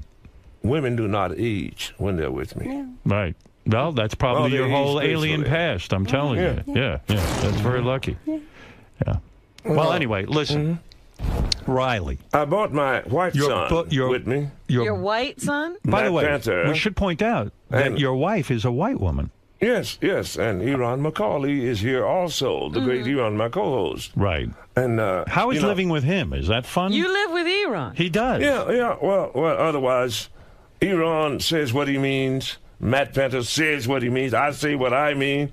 It's a house full of people who say what they mean. Yeah, say what they mean. But it's like no wonder Joy moved out. Yeah, it's like we get along. There's too much we talking get in along. that But house. one time, By the way, what do you guys mean? in the old house, right? Joy, one time I went to her bedroom and opened the door because I'd be working late. Right. And here she is, this high off the bed, man. Now, honest to What? God, no.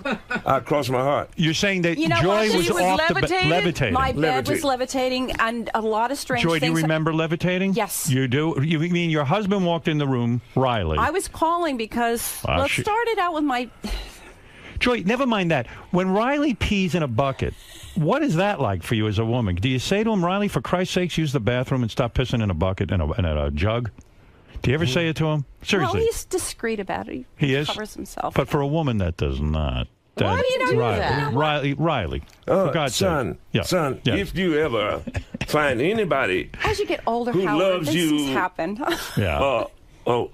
for more than your money, right? And I hope you have. I hope so. Then you will understand life, right? Instead of because you got 42 rooms and all this shit, and you're keeping me in a shoebox if you can, you dirty bastard. Then my all fault. of a sudden you're going to Why are you keeping Riley in a shoebox? dictate the nature of what actual love is. This is love. You mean because your quarters are small, you have to pee in a jug in front of your wife? I don't get it. No, this is love. No, the last usually not there place when where he I had to visit. climb a flight of stairs. I Yeah. moved Now now. the new place doesn't have that. So you now don't he need uses the the jug? bathroom. He uses the bathroom? He moved his office, and it's a Joy, will you ever walk around nude to excite Riley? Are you that type of woman where you're free with your body? Are you a hippie kind of woman? You know what I mean? And you'll just walk around naked? No. You will not. Will you ever do anything to please Riley, like go out of your way and give him what he wants, no matter what? What or- does Riley want? Yeah, what does Riley What want? does Riley want? What do you want, Riley? Does she- Sexually. is there something she doesn't do that you want? No, I would say, actually, I would say, darling, it is a fine day for me to touch the soul of your lovely spirit. Get naked. You know, like that. What when you guys are lovers though? Is there any romance? Because you guys have been married a long time, or is it just like let's get it over with and do it, and then we're done? with it? No, Howard. We had a lot of good times on the when road. you get to the point where making love is no longer a spiritual or a deep loving treat, right? Then quit. Right. Good advice. Good advice. Yes, Gary. Yes. Jason was telling me an interesting story. I guess he went out to the house once, and he said he was sitting around talking with Joy and Riley, and they were walking around, and there were some pictures on the wall. And I said, what are these? And Joy goes, oh, these are representations of the children that Riley has had with some of the Biavians. Oh. Her stepchildren. Who drew those? Oh, I draw it. In fact, that's right. Howard, They were in the- Howard, tell the listeners to go to Amazon and buy my Kindle book. Yeah, now the coming of Tan is now on Kindle. Yeah, on Kindle. So you can get it electronically, your book. Yes, you can get it electronically now, and it's cheap. And if I go to Amazon.com, I write in the coming of Tan, and it'll come up, and then I can order it. Just go there and say Riley Martin. Riley Martin. Yeah, That'll do it. It'll come up. Well, that's simple. I mean, that's it. There's a man on the phone who claims he is the real Riley Martin and wants to speak to us. Let's talk to him. Okay, Riley, go ahead. Hey, man. Hey. I gotta tell you, son. Go your ahead. act is a piece of shit. Oh, wow. All right. Well, listen. In fact, be so kind to stay the fuck out of my face forever, you sorry motherfucker. Riley, whoever you are, I'm sitting here with the real Riley, so I don't know who you are. I said I don't know who you are. I said I don't know who you are. How many times I got to say I don't know who you are? All right. Thank you, Riley. I think you're the real Riley, for whatever it's worth. Yes, Riley's book, The Coming of Tan, is now available for download on the Kindle. For more information, you go to RileyMartin.com. Right, and Howard, of course, they can always go to RileyMartin.com and get the hard copy. That's right. And what have you, RileyMartin.com. Also, they can Twitter me. How do you tweet? You tweet. You can tweet me. We'll leave that up to your wife. Use Use Riley L. Martin. Right. And also, there's a great deal of film of me that before I even met you on YouTube now. Really? And what is going on with your teeth? You've lost a few teeth since I last saw you. What's going on there? Are you not receiving dental care? Yes, he is. Yeah, I'm receiving dental care, but, it takes time, and you got to come up with some kind of money. It's all my fault. Everything that's going wrong is my fault. No, what I'm saying is, Howard, I should think that by now you should make it so. Go ahead. That I can actually keep up with the cost of living or something of that nature. I'm not asking you to do anything that I'm not deserved of. I believe and truthfully believe that I'm a valuable asset to Sirius XM. Well, I am going to go speak with Tim about this immediately. I mean, my goodness. It's really up to Tim, and I am going to sit with him and make my recommendation. If it's up to Tim, he will never do anything. How are you getting along? How are you getting along with Tim? I've never been able to talk to Tim because he talks to me like some kind of a house jigaboo, or something of that nature. He talked to you today? Well, I mean, I know thank God Joy is here. He's polite under these circumstances. Did he talk to Riley like a house jigaboo? Well, something of that nature. No. All right, he's telling me, we don't have any money when what he would pay me is less than what he would pay the boys down to the bathhouse. Right. That he goes to. You think he's going to gay bathhouses? He's down the bathhouse with them boys up in there. Probably. Well, eating Riley, bonbons, too. Riley, it's always fascinating to be brought into your world. I know you've had your ups, and I know you've had your downs. Yeah. Some of the guys said when tough times, you had no air conditioning in the summer, and you had fly strips all over your apartment. Yes, he did. And it was right. He does. Is that hard to take, Joyce? What, was that because all the windows were open or something? Right. I don't know, but that was the old place. Right. He's in a new as well. place Anyway, now. even the cats didn't like it. They sensed something was bad in there. Right. So, Riley, you've had your tough times and you've had your good times. Right. You could make it better, Howard, is all I'm saying, man. Riley, if I've it's made possible, it. give him more hours. Make it so. That's Can all. I just say something, Joy? Because you seem to be rational. Yes.